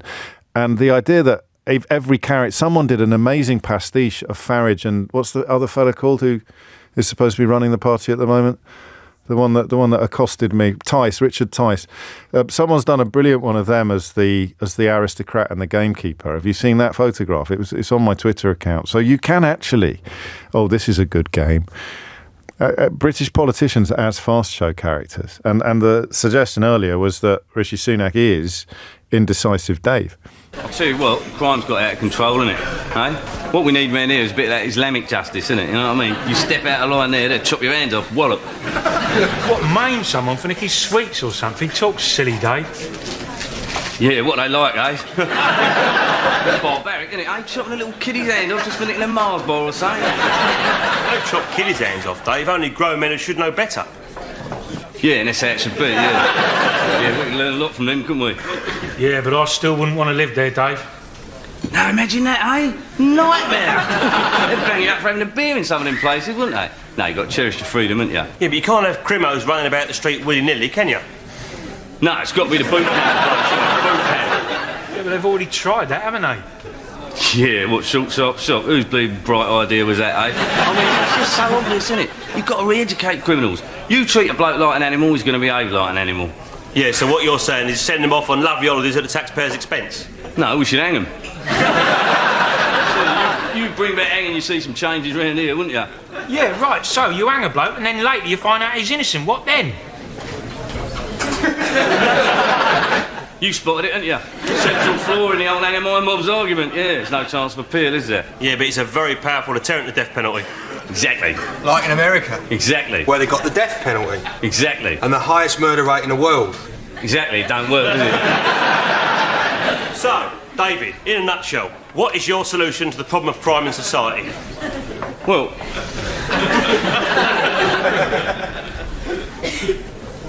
it's not easy, is it? Just bang on the money. 45 minutes. I think I didn't dream Charlie Higson actually doing the character, the actor, the brilliant comedian and actor and writer who did the Fast Show. I didn't dream him doing David Davis for us during the Brexit shenanigans, did I? That would be a bit weird if it didn't happen. I'm absolutely certain in my brain that it did. It's 11:45. More on why on earth Rishi Sunak took this bet and his lies about being a betting man.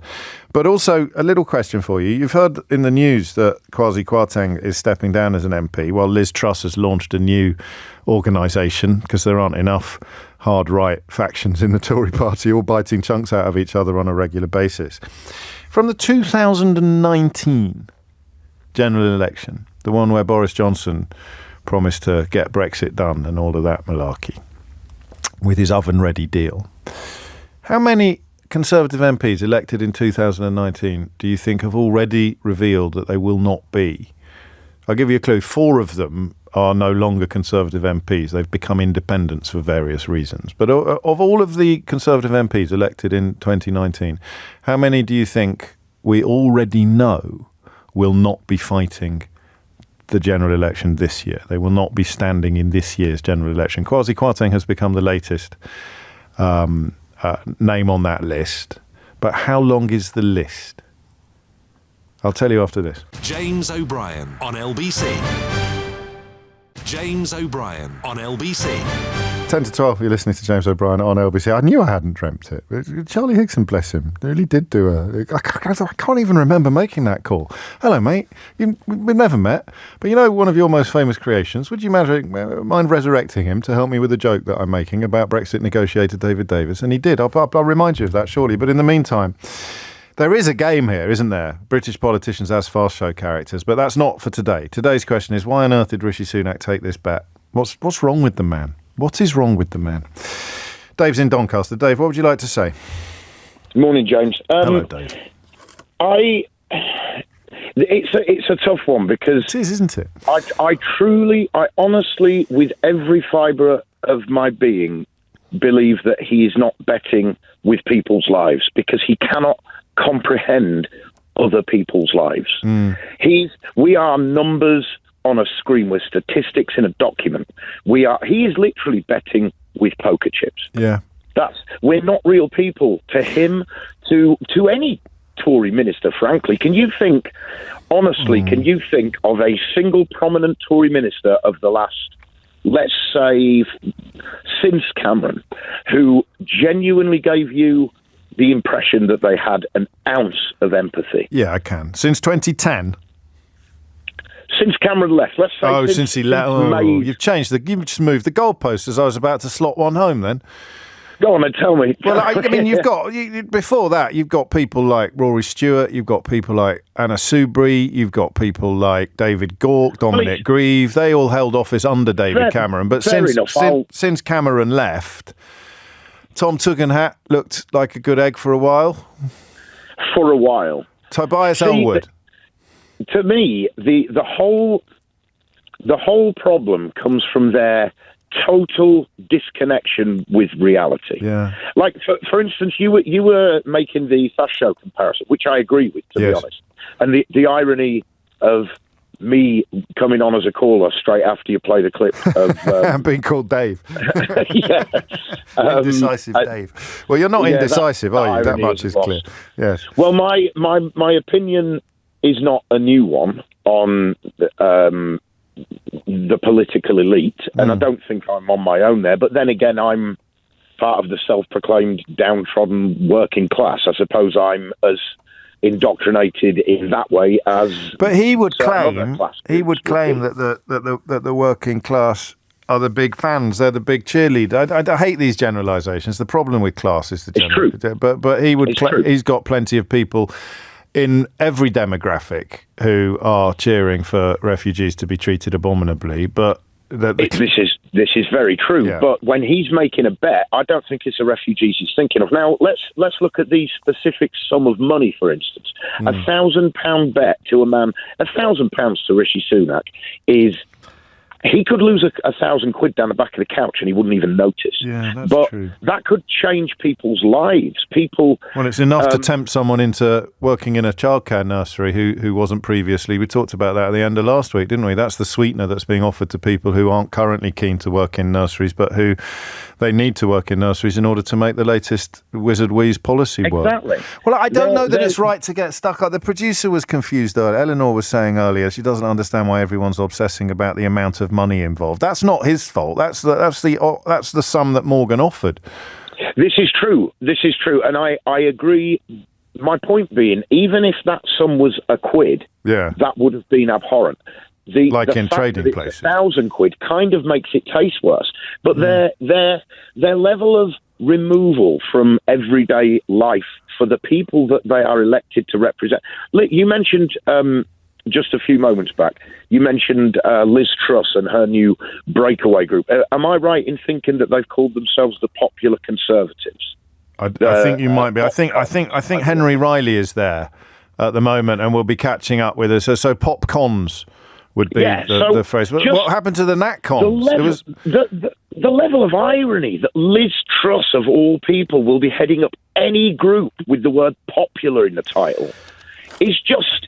Well, you sounds like you are writing the extra chapter for my current book, that I have to finish this weekend in time for the paperback publication, Dave, because I'm trying to update on all the 10 characters in it, and Liz Truss thinking that she's somehow due a second coming. A friend of mine was telling me at the weekend that she really is marching around places, including the Brit Awards, telling people that she is coming back and that she was right all along, and that everybody who has written her off is underestimating her. Dave, I tell you what, you've reminded me of something with that £1,000 figure. I don't know how significant it is, but the first figure I'll give you is 59, because I forgot to tell you, 59 Tory MPs elected in 2019 are not standing next time.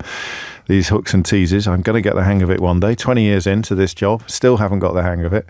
But I tell you something before the break, and then I give you the answer after the break. And the idea is that you don't then go anywhere during the break. You see? I hope I'm not giving away any trade secrets there. I'm very bad at it. 59 Tory MPs, 55 plus 4 who were Tory MPs but are now independent. People like Andrew Brigden. Henry Riley joining us shortly. to bring us up to date with the latest faction to emerge from the Tory party. But I did have a principle a few years ago that Dave has reminded me of, and it was called the urinal principle. And what it was the denomination of coin, or now it works with notes, because notes are plastic now, aren't they? They're waterproof. And it's the amount of money that you would leave in a urinal. You'd think, I'm not fishing that out. So if you dropped a 1p piece in a urinal, you would leave it there, right? Do ladies know what urinals are? You do. If you dropped a 10p, I mean, I'm not making light of poverty by any stretch of the imagination, but you could go up to £20 now, could you, with waterproof notes? Or the 50, I haven't seen a £50 note in years. But do you see what I mean? So what's the sum of money you could conceivably lose without noticing? And clearly for Rishi Sunak, it's a hell of a lot more than £1,000. There is something a little uncomfortable about that, I think, in the context of this bet. I'm quite relaxed about someone very rich being in charge of the country if they demonstrate empathy and understanding. You have that little side question bubbling away constantly about, well, why don't you give a bunch of money to the NHS? But that's just a bit naive, idealistic.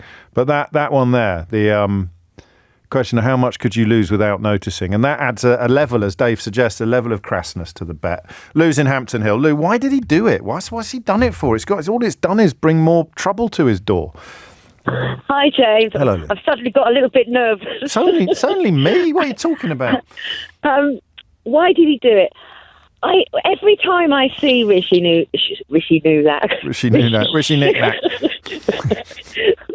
Sunak being interviewed or talking to anyone, he just reminds me of a little excited puppy who's got to just, please like me, please, please like me. I'll say anything you want. Yes. Just like me. Yes.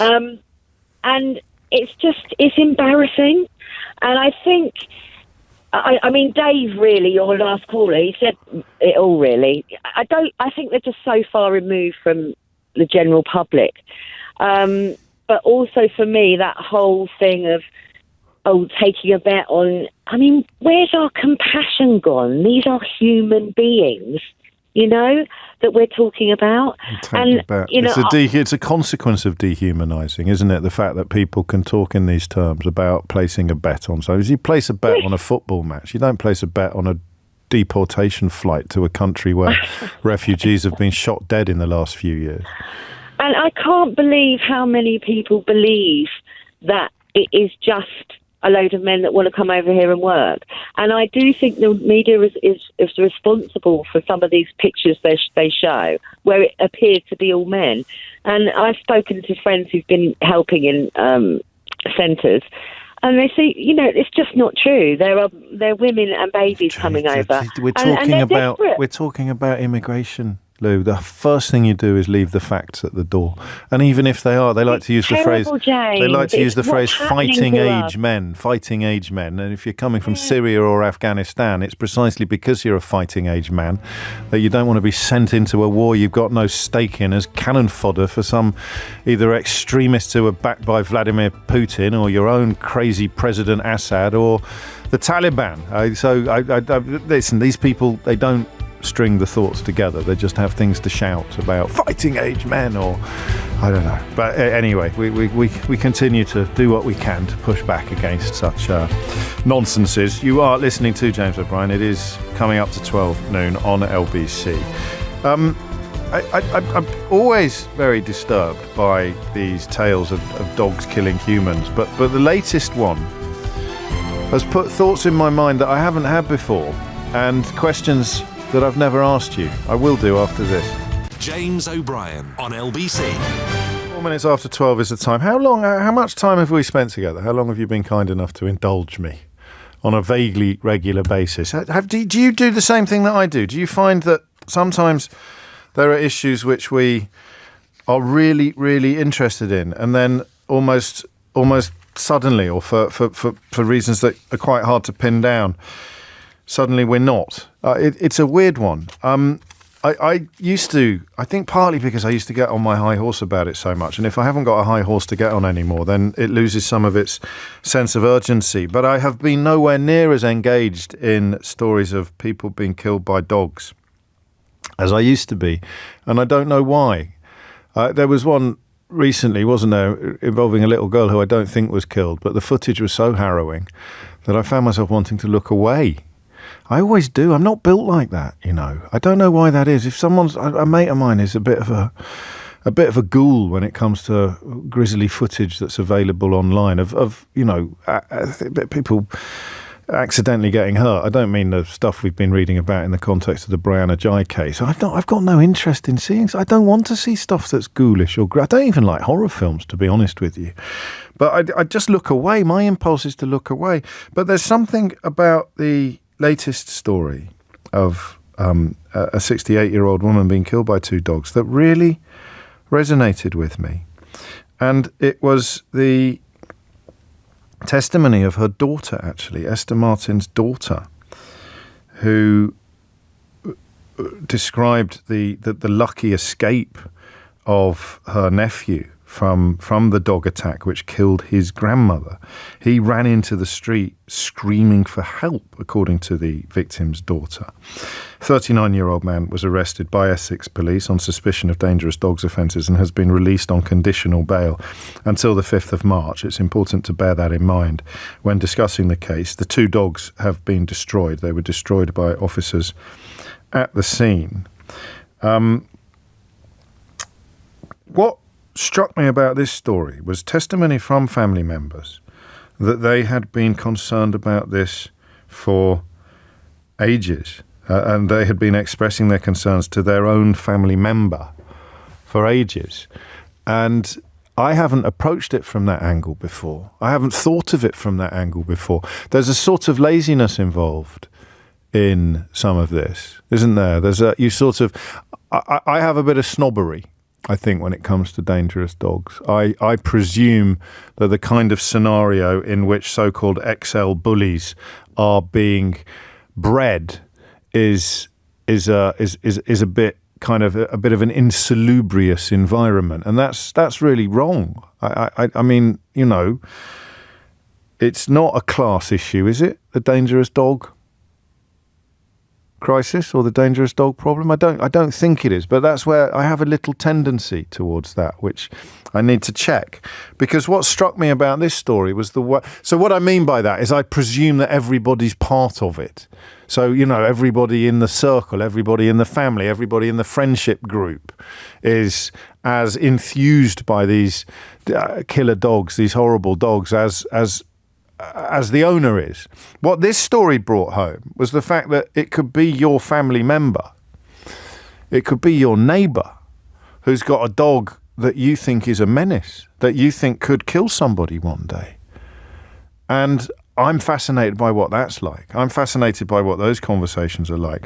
We've touched on antisocial neighbours a bit lately. And do you know, every time we have a conversation about antisocial neighbours, someone always rings in who's living next door to a brothel. It's not the same person. I'm not suggesting it's the same person ringing in all the time.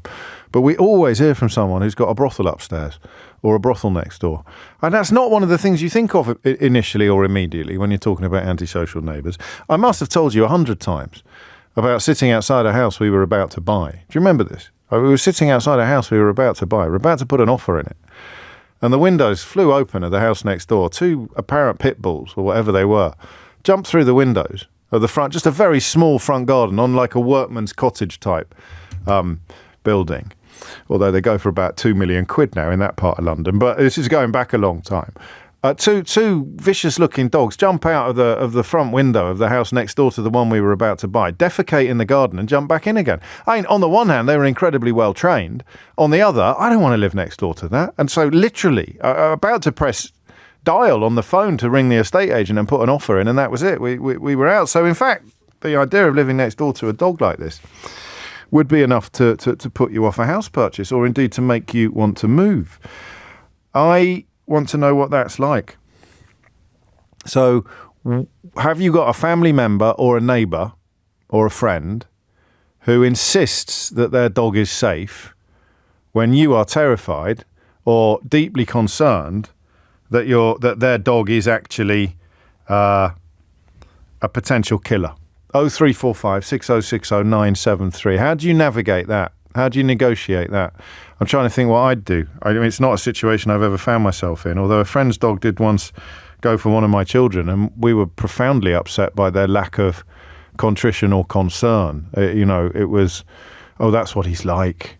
And you're just like, well, you should have, well, A, should have been muzzled, and B, you should have bloody told us that before we even came into your house. But it wasn't a serious attack, and it wasn't a dog that one would ordinarily associate with serious attacks. So I'm just thinking what it's like if it's your brother, as I think it is in this case. Your brother's got dogs that you don't want to go near, and you certainly don't want to let your children go near, but your mum wants to go around to see her grandchildren. And you want to say to Mum, don't go. Look, he's got 8 of them now. He's got 6 puppies. He's got two XL bullies, as they're called, and 6 puppies in the house. And there's a reason why you're not allowed to breed them anymore. The Dangerous Dogs Act seems a little bit of a mess, doesn't it? It's illegal to sell or breed the dogs, and you can only keep them if you've registered them for an exemption, and they have to be muzzled and kept on a leash in public. But who's actually enforcing that? Who's actually enforcing? Who's going to enforce that when the police can't even catch shoplifters? Going to go after a bloke who's not got his dog on a lead. Yeah. And this is not a criticism of the police, not in a million years. Goodness knows, it's like everything else, whether it's the asylum system or the NHS or the dentists. This is now we're seeing, they're going to be out at the next election probably, and the full grisly consequences of the austerity they've been inflicting on the country for the last 14 years are only going to be appreciated when someone else is in charge, probably Keir Starmer. And his job will be to undo it while the Tory media turn around and start trying to attack him for all of the problems that he's inherited. It's going to be an extraordinary period of British politics moving forward, because the full extent of what austerity has done to the country is still not understood. I had 2 stories today, just off the top of my head, that you might not be aware of. British infants are more likely to die before their first birthday than those in most other developed countries after an appalling decline in children's health. And guess where that decline in children's health tracks back to? And then an extraordinary picture of a queue outside a dentist's surgery in Bristol that actually got so long and so unruly that the police had to be called. Police were called to manage hundreds of people lined up outside a dentist's in Bristol who had flocked to the newly opened practice, desperate to secure an NHS appointment. You'd need a drone to get a picture of that queue in full. Speaking of which, I must tell you about what Led by Donkeys did on Bournemouth Beach yesterday. Remind me of that before I go home. So the idea that the police are going to be able to enforce dangerous dog legislation is palpably absurd, which means you have to deal with the family member or the friend or the neighbour who's got a dog that you don't think should be, and you can suspect or even know perhaps that this is a dog that is on the prescribed list, let alone one that you think should be. Your mum wants to go round to see her grandchildren. Your brother's got devil dogs. What do you do? What do you say? What's it like? And what's the defence? I don't mean the people that ring me up. We've done that a million times. I kind of mean the people who don't ring me. What do they say to you? What does your own dad say to you when you say, I'm not bringing your grandson around, Dad, until you get rid of that dog? And your dad says, all right, then, well, give him my love. But the dog's going nowhere. That's the tension that has been brought home to me by this horrible story. That idea of the family being at loggerheads, not being, as I don't know if I'm being unfair on myself when I say I did it in a snobbish fashion. I just presumed that the whole family would be on the same page with regard to the dangerous dog, whereas what this case has brought home in horribly clear fashion is that the family can be as discomforted and as uncomfortable with the devil dog as a complete stranger would be if it came up to them in the park. So how do you deal with that? What's that like? First question really is that happening to you? And I'll start taking those calls shortly. The number you need, 03. It's quite hard to get through to. Do you know, again, the easiest hour to get through was the politics hour. I'm getting a little bit worried about this. Your appetite for talking about politics seems to me to be diminishing as we approach a general election. Of course, it could be me losing my touch, but let's not be silly. But the number you need, anyway, if you want to talk about this, is 03456060973. A lot of you are claiming, I went to the bathroom during the last news bulletin. I do apologise. But a lot of you are telling me that Jacob Rees-Mogg just criticised other people, politicians in power, for spouting pompous platitudes. And I know that we're talking about an event at which Liz Truss will somehow claim that she is the answer to the country's problems. I'll say that again. Henry Riley is currently attending an event where Liz Truss is claiming that she is the answer to the country's problems. And it's at that event that Jacob Rees-Mogg is speaking. So clearly reality had to be checked in at the door if you wanted to go in.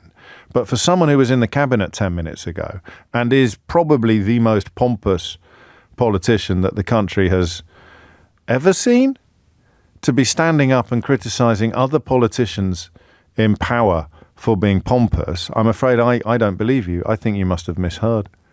Seriously, not even Jacob Rees-Mogg can be that devoid of self-awareness and good sense that he would stand up in public and criticise others for being pompous fools. It's 12:15. James O'Brien on LBC. James O'Brien on LBC. Highest platitudes of pompous politicians out of the mouth of Jacob Rees-Mogg. I think we've crossed another Rubicon of madness. I'm just trying to clarify whether that actually happened or not, or whether you all had a sort of collective fever dream. But in the meantime, we've talked about dangerous dogs a lot, but we've never talked about what if they bring conflict into a family, which seems to be the case in the tragic example of Esther Martin, killed by 2 dogs near Clacton-on-Sea, and her own grandson, who she was visiting, ran screaming for help into the street. The boy's aunt has expressed previously deep concern about these dogs, and it is to her, or from her, that this question comes, really. What's it like if the dog is in the family and you hate it? Nicola's in Wallingham. Nicola, what would you like to say? Hi, James. Hello. My mum had, she inherited a, cross between a staff and a bull terrier, I guess. Who from? Years ago, and we had... Who did she inherit 3 it from? very young... my aunt, she split up with her husband. It was his dog. Right. And she couldn't keep it because she had to move house, so my mum took it on, and I absolutely hated it. It was a huge, horrible, powerful dog. Anyway, we had very, very young children at the time. Right. And whenever we went round, I was absolutely terrified of the dog and asked her. So she used to put it behind a gate. And Did then she we like realised it? Did she like it, Nicola, or was she sort of doing it out of a sense of duty? I think she did like it because we would say, we don't like the dog, and she would say, oh, he's fine. She kept the dog, and I'm sorry to interrupt, but that's why I'm interested in this, because in a way that's you'd say to her, we really don't like this dog, I don't really want to bring the kids round, and you'd expect your mum to go, all right, and it's not even my dog, I inherited it off your auntie's boyfriend, I'll take it to Battersea or something like that. But you'd have thought, and I don't want to malign your mum because she's not here, and also because you won't like me much if I do, but I'd have prioritised my grandchildren over someone else's dog, I think. Well, in the end she did, but it took a long time. So eventually we refused to go to her house, which I think was obviously the turning point. Yes. But it did still take quite a long time before I think either my husband or my brother eventually took the dog to Battersea Dogs Home. Right. That was after it had sort of knocked her over, ran into her and knocked her flying a few times, and she was always covered in bruises. That's incredible, isn't it? And the dog was eventually put down from because he was assessed and deemed as unsafe to be around. So would you just sit there now and you wonder, don't you? What would have happened? Yeah. What could have happened? Well, exactly.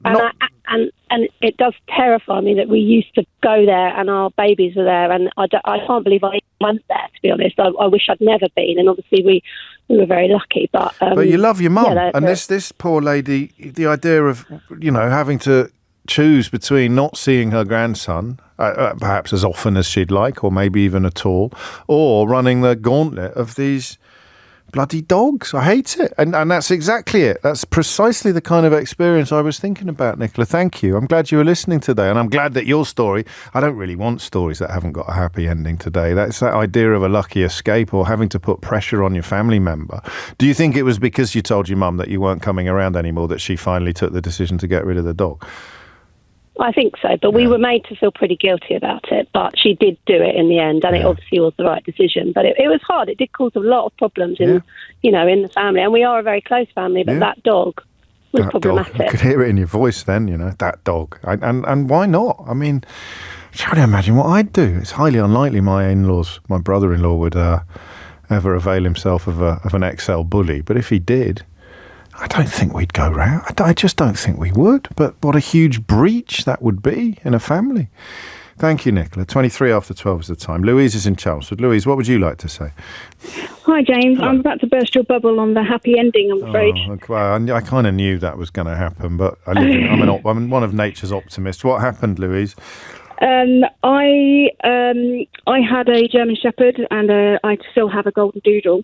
We had a neighbour who lives on the back of our house, and our garden backs off quite a few gardens, quite a large garden. Right. And we'd had ongoing issues with this neighbour's dog coming up to the fence and barking and barking and barking. We'd asked them to, can you get control of your dog? Can you stop him from coming to the fence barking? Because it made our German Shepherd go up and bark. Anyway, it came to a head 2 weeks ago.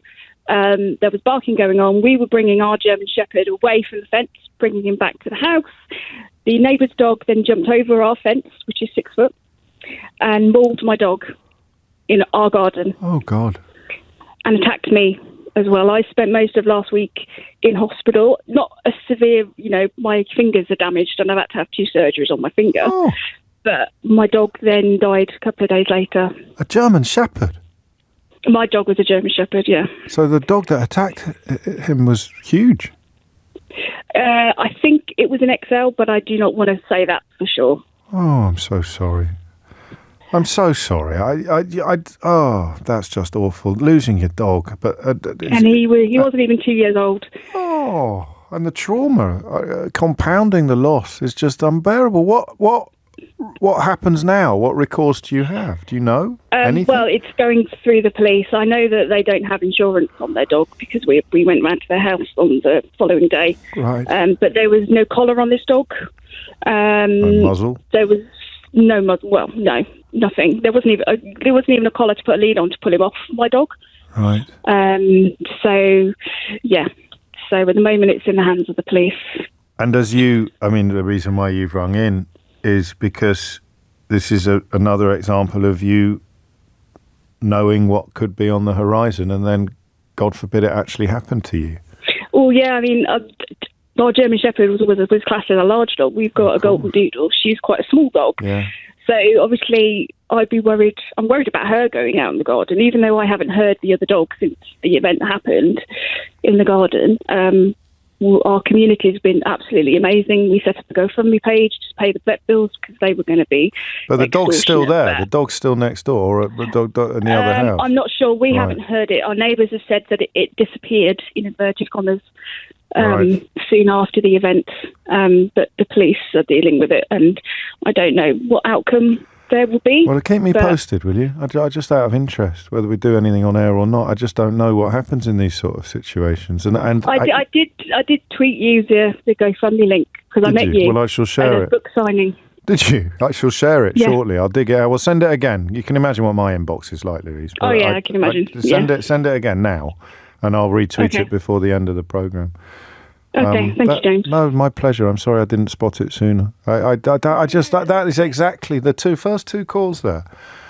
Very happy outcome, the first one, albeit not even a very happy outcome, a horrible outcome in the sense of family division, but at least everyone's still there. And in this case, your dog's not there anymore. It's a real contempt. I've got this bee in my bonnet about people on public transport who don't wear headphones and listen to the noise coming out of their phones and there is something in that about thinking about the people around you, and this is like 10 times that, isn't it? You take that kind of level of contempt for the people around you, but having a dog that is terrorising your neighbours is like that times a million. It's like that times 1,000. I saw a Tory tweeting about the noise on buses, saying, what's happened to society? And I thought, do you think it might possibly have anything to do with having people in charge of the entire country who treat the entire country with complete contempt, who break the rules that they impose upon everybody else, who lie and lie and lie again and then lie about lying, who claim that they've built 40 hospitals when they haven't built any, who insist that they've got all the big calls? Do you think possibly, Tory boy, that the decline in the behaviour of the public might have something to do with the decline in the behaviour of public figures, because I do. I tell you what, you wait ages for one, Louise, and then two come along at once. This one's in Bromley. Louise, what would you like to say? Oh, hi there. Good afternoon, Hello. James. How are you? Hello. Very well, Louise. What's on your mind? Well, basically, it was interesting. It hit a nerve when this topic came up. Yes. My brother-in-law, he had the biggest, most...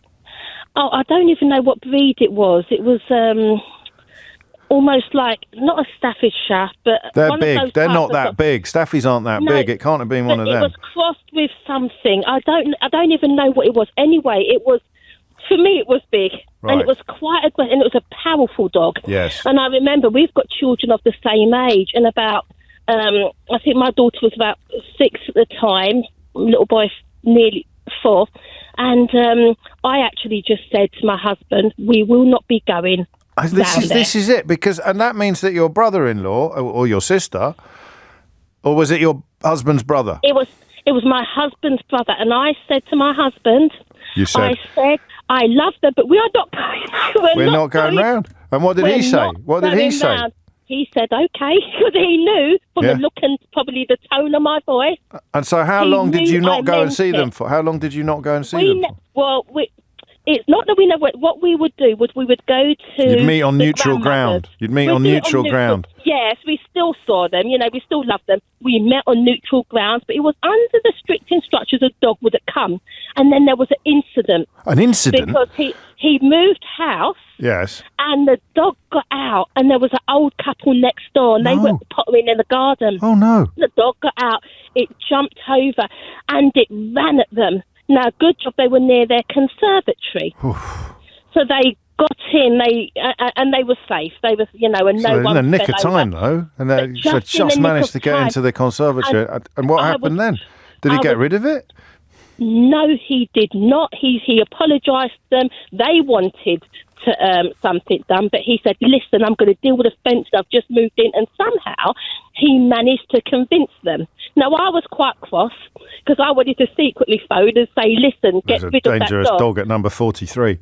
Yeah, and I did say to him, I said, how can you, we've got children the same age, are you really willing to risk it? And he said, what do you mean risk it? That dog would never hurt one of the children. And then you never guess what happened. Well, I think I probably can, Louise. It bit him. No, it bit him. Oh, good. And once it bit him, it was then, sadly, the dog had to go. Be put down, you know, because from the man that said all this would never go for you're great. I've got two thoughts, Louise. The first is you're one of nature's storytellers. I don't know if you were aware of that. I don't know if anyone's ever told you that. You're a natural storyteller. Am I? Well, thank you. No, you really are. And the second thing is there's a lot of conservatory salespeople listening to this programme who've just thanked their lucky stars for you. I've never heard a better rationale for getting yourself a conservatory than the one you just described. But we can laugh. But everyone knew that there was a bad ending coming, except the fella who ended up getting bitten. And it could have been so much worse, of course. It could have been one of his children. It could have been one of yours. So you do the right thing. I like this conversation in the sense that it clearly is a bigger issue than we've ever allowed before. We've always talked about it in the two dimensions of the relation, the human and the dog. But it's, of course, the bigger dimensions all around. Louise, you take care. I look forward to your next call. Honestly, I'll make myself a cup of tea and sit back next time you ring in, because I'll know there's a cracking tale on the way. Amelia Cox is here now with your headlines. James O'Brien on LBC. James O'Brien on LBC. You are listening to James O'Brien on LBC. It's 12:35, and it's true. It actually happened. I mean, the idea of Liz Truss standing up in public and insisting that she is the answer to the country's problems is beyond parody. I've said this a few times in the last few years. It's the satirists I feel sorry for. But I think that the mewling pencil has gone even further. I think that the penny farthing in human form has managed to go even further down the, what would you call it? The rabbit hole of delusion than even Liz Truss. Henry Riley is there. So, I mean, where do we start, Henry? There is another faction of Conservative MPs insisting that the Conservatives aren't right-wing enough.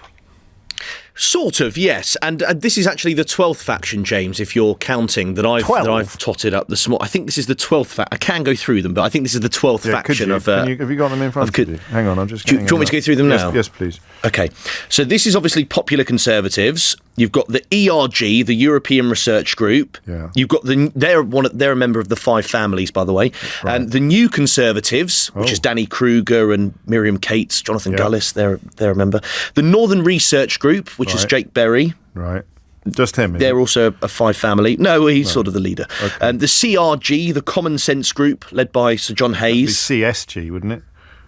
Oh, sorry, yeah, you're quite right. CSG. Yeah, that's because that's right, mate. I'm older than you. Thank you. Yeah, okay. The CGG, the Conservative Growth Group, which is Liz Truss and Ranil Jayawardena. The One Nation Group. Yeah, they're all right.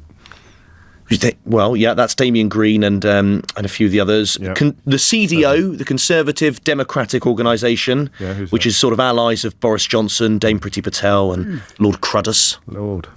Yeah, that's 8. There's the China Research Group, the CRG, which is Alicia Kearns, Sir Ian Duncan Smith. Yeah.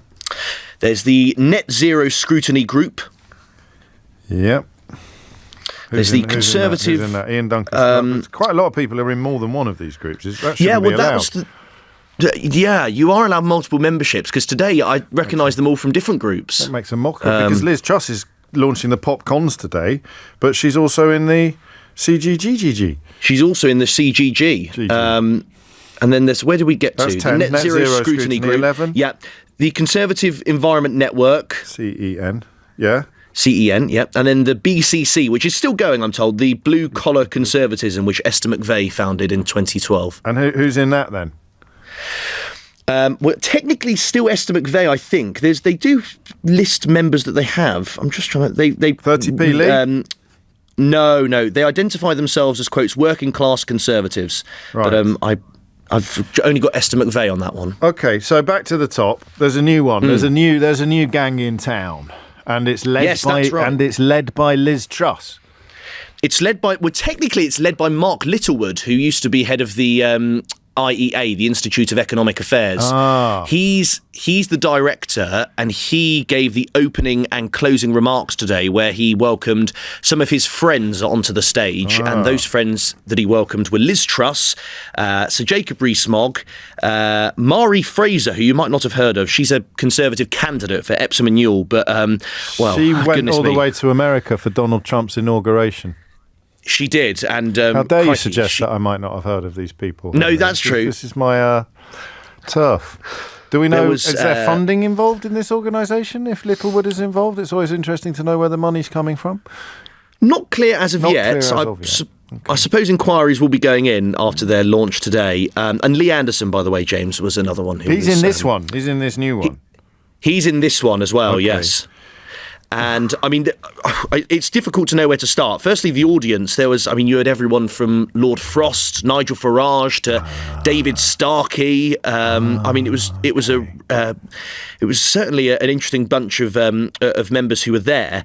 Now, Mark Littlewood sort of set the ground, really, by having a go at Quangos and said there are over 500 Quangos in this country, and said they are ruling Britain at the moment. And then the first speaker was Sir Jacob Rees-Mogg. They all had different arguments, James. The crux of Jacob Rees-Mogg's speech was with regard to international institutions. So he said the Davos man is ruling the country at the moment. He then said that Tony Blair had been, in a way, quite sinister, and he felt that he had purposefully, for instance, tied the UK in with the Equality Act, the Human Rights Act and the Environment Act, which were only there to give power to judges and to sort of bind Parliament's successors, in the word of Sir Jacob Rees-Mogg. He also went on to criticise many international institutions. How do we allow this country to be properly run and raise the standard of living for all our voters? By giving them freedom over their lives and taking it away from the unaccountable, the faceless, the bureaucrat, and the pious platitudes of pompous politicians which have been running this country for too long. Popular conservatism is the answer. Sorry, what pardon? He just... Let's use global player, can we? And rewind that. The pious platitudes of pompous politicians which have been running this country for too long. So Jacob Rees-Mogg is criticising other people for being... The pious platitudes of pompous politicians which have been running this country for too long. Gosh. Yes, and he wasn't referring to himself. He was referring to Sir Tony Blair and many members of the new Labour government, which he pointed out a bit later on. Next on stage, James, at this sort of huge Conservative Glastonbury was Mari Fraser, who is standing in Epsom and Ewell. As you say, there are those comments about Donald Trump in the past. And goodness me, she made some, for instance, came out unequivocally against the smoking ban. She said it's creating a ludicrous two-tier system. She said once one freedom is surrendered, others follow because the state is no Mary Poppins. Let's not forget Nanny on her most monstrous form, which was the COVID lockdowns. Right. And then she said it's time to put Nanny to bed. Did they chant, what do we want? Lung cancer. When do we want it? Now. Was there any of that going on there? Was it? Or no, not? There's a lot of supportive applause, actually, from people in the room for that. Then was Lee Anderson, of course, a familiar face. He said, how many people lie awake at night wondering if we'll get to net zero by 2050, and said there was one Green candidate who he thinks, and no one else lies awake at night worrying about getting to net zero by 2050. Right. He said he's never heard it come up on the doorstep. There was an odd, I'm quoting, by the way, James, there was an odd weirdo Green guy with 20 votes who once raised it with him, he said, and said that people also don't mind where they get their gas from. Said that we should essentially stop the net zero crusade, as he put it.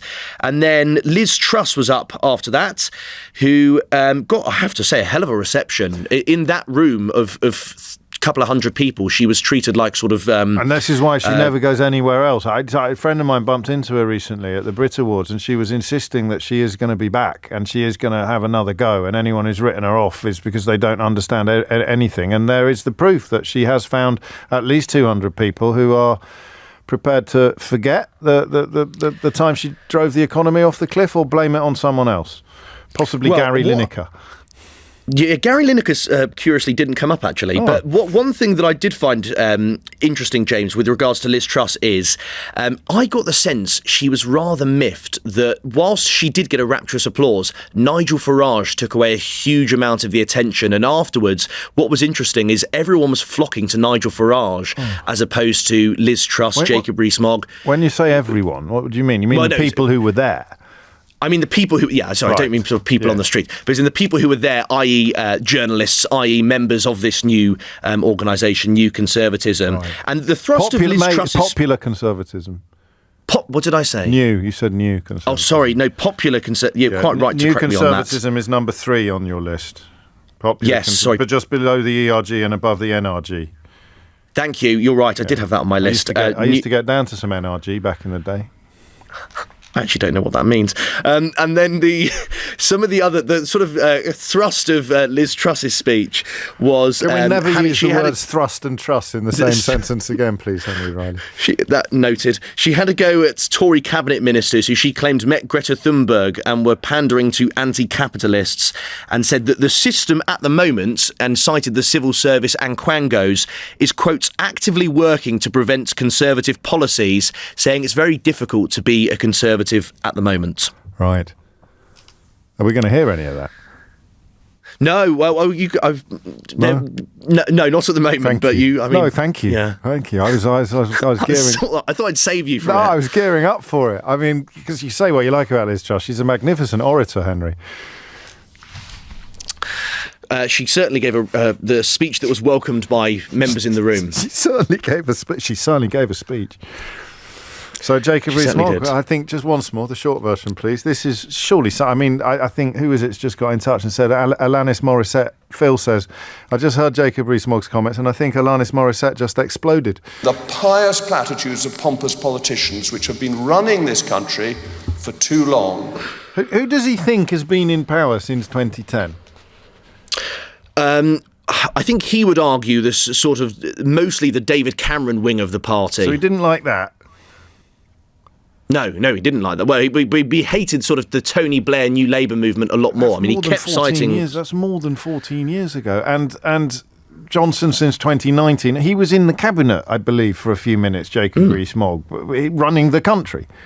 He's in the cabinet for a while. He was leader of the House of Commons, business secretary, Brexit opportunities minister as well. He had a number of portfolios. But the honest answer is, James, if that charge was put to him, he would say that the reason the Conservatives haven't been able to do anything over the last 14 years is because Tony Blair sought to sort of bind Parliament with these pieces of legislation. Right. And he also cited the creation of the Supreme Court as one of those examples of giving power to judges. Following on the glorious success of smashing up our membership of the European Union, these are the people who believe that Britain can get even better still by smashing up more relationships with rules-based international institutions or legislation designed to protect, for example, British manufacturers or British farmers. We just need to get rid of a little bit more protection, and we'll suddenly be free.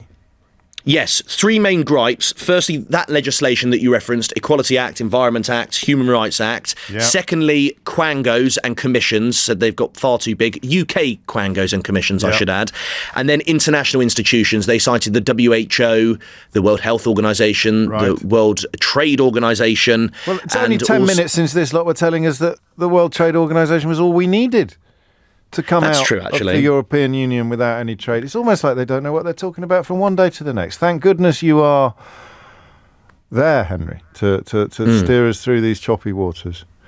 I do my best. In conclusion, what distinguishes the PopCons from the ERG, the NC, the NRG, the CSG, the CGG, the ONG, the CDO, the CRG, the NZS, the CEN and the BCC? Certainly not its membership, because that's quite similar. Well, actually, in fact, I can answer that question because Mark Littlewood cited it right at the start and said the reason we're different is, quote, we're not a loose network of MPs. This isn't seeking to replicate or replace any of the five families. We are working with the Conservative grassroots to achieve conservatism, which is like pushing water uphill at the moment. And did we ever find out why Mark Littlewood left the so-called Institute of Economic Affairs unexpectedly? I'm not sure. No? No, not sure on that. Okay. It's 12:49. James O'Brien on LBC. James O'Brien on LBC.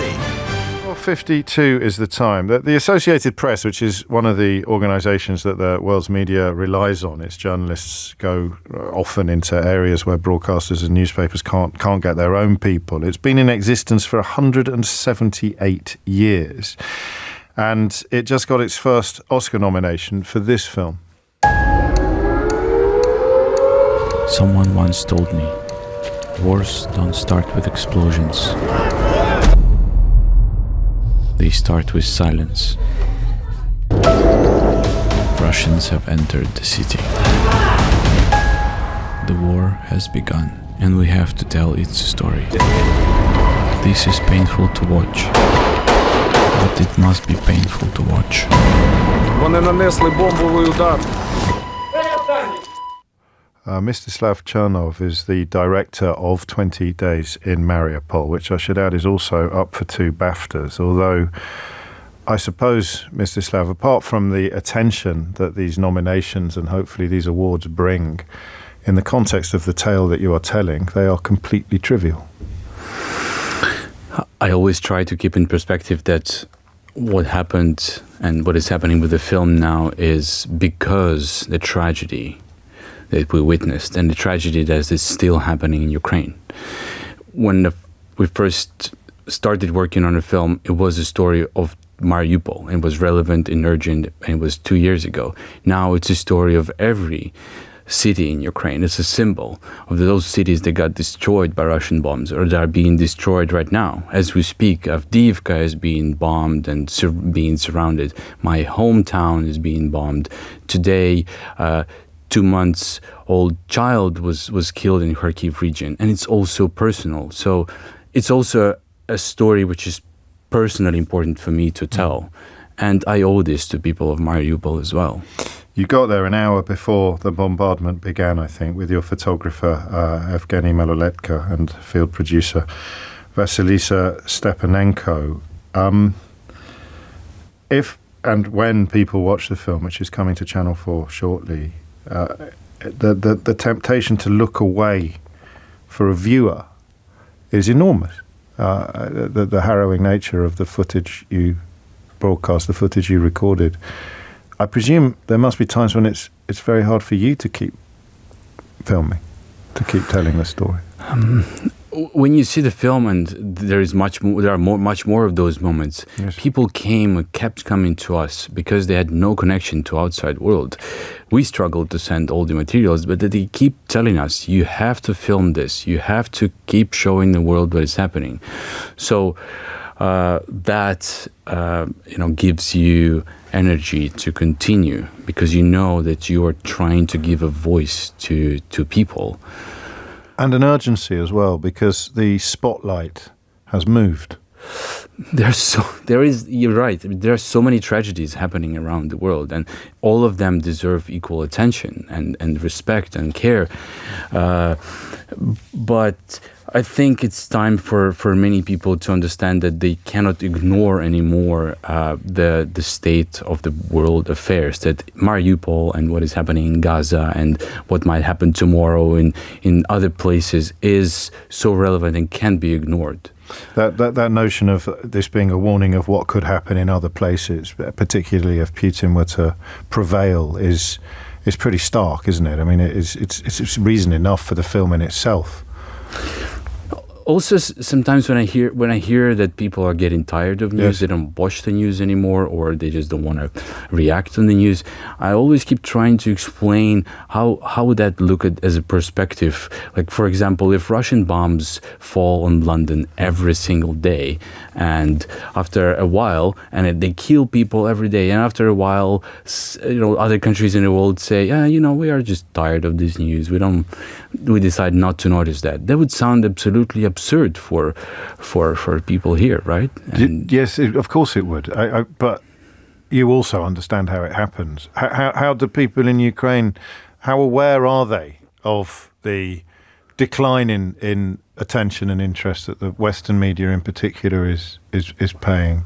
They are very aware, and I think because it's a fight for survival, because what happened in Mariupol, what happened in Bucha, in Izium, in Kherson, and what is happening now, it's very clear for them that with or without the international support, they will have to keep fighting, and that's what they will be doing. But that's also why 20 Days in Mariupol is so important, because it just keeps reminding to the wider audiences of what is going on right now. I think it speaks to the universal, doesn't it? And so it removes perspective. It removes the perspective of being thousands of miles away. It removes the perspective of thinking this is happening on the other side of the world. It brings an immediacy which hopefully breeds empathy when you can imagine it happening, as you say, in your hometown in London. And you can imagine that, then you can feel the horror and the pain of Ukrainian people more keenly, which is a mark of the film's power. Yeah, it's Ukrainians feel European. Ukrainians feel close to UK, to US, and I have to say that Russia now presents this war to its own people as the existential war against not only Ukraine but against UK, against Europe and US. Russia is officially internally at war with you and with us, with everyone in the West. That can be ignored as well. And I feel that Ukrainians really want to kind of show that to the world. They want the world to acknowledge that. And albeit that I began the interview by using the word trivial, in fact, if you were to win an Oscar or a couple of BAFTAs, that just gives such momentum to the film. It will reach so many more eyeballs with the attention that these awards bring, I think. Yeah, it's just otherwise stories, even the most important ones, disappear in the sea of information that surrounds us. They just vanish. So that's the only way to ensure and preserve. And also that's the way to ensure that the story will not be changed by Russia, because they're now occupying the city. They are filming their own videos and their own vision of what happened. And if it's not preserved in documentary, then only the fake reality would exist. You've written the first draft of history, really, haven't you? I hope so. 20 Days in Mariupol is an extraordinary piece of cinema, which is going to be broadcast on Channel 4 quite soon, I think. Do we know when yet? Are we waiting for the... Well, I'll keep an eye on that. I'll make sure my listeners know. The anniversary is coming. Of course, the 2-year anniversary. And I wish you luck at the Oscars and the BAFTAs for the obvious reason that the more attention the film gets, the more people will see it. Mstislav Chernov is the Pulitzer Prize winner already and director of the Oscar-nominated film 20 Days in Mariupol. Thank you for finding the time to talk to us today. Thank you for your time. If you missed any of today's show, you can listen back on Catch Up on Global Player, the official LBC app, where you can also pause and rewind live radio. Download it for free from your app store or just go to globalplayer.com. Tom Swarbrick will be with you at 4, but now on LBC, it's time for Sheila Fogarty. James O'Brien on LBC.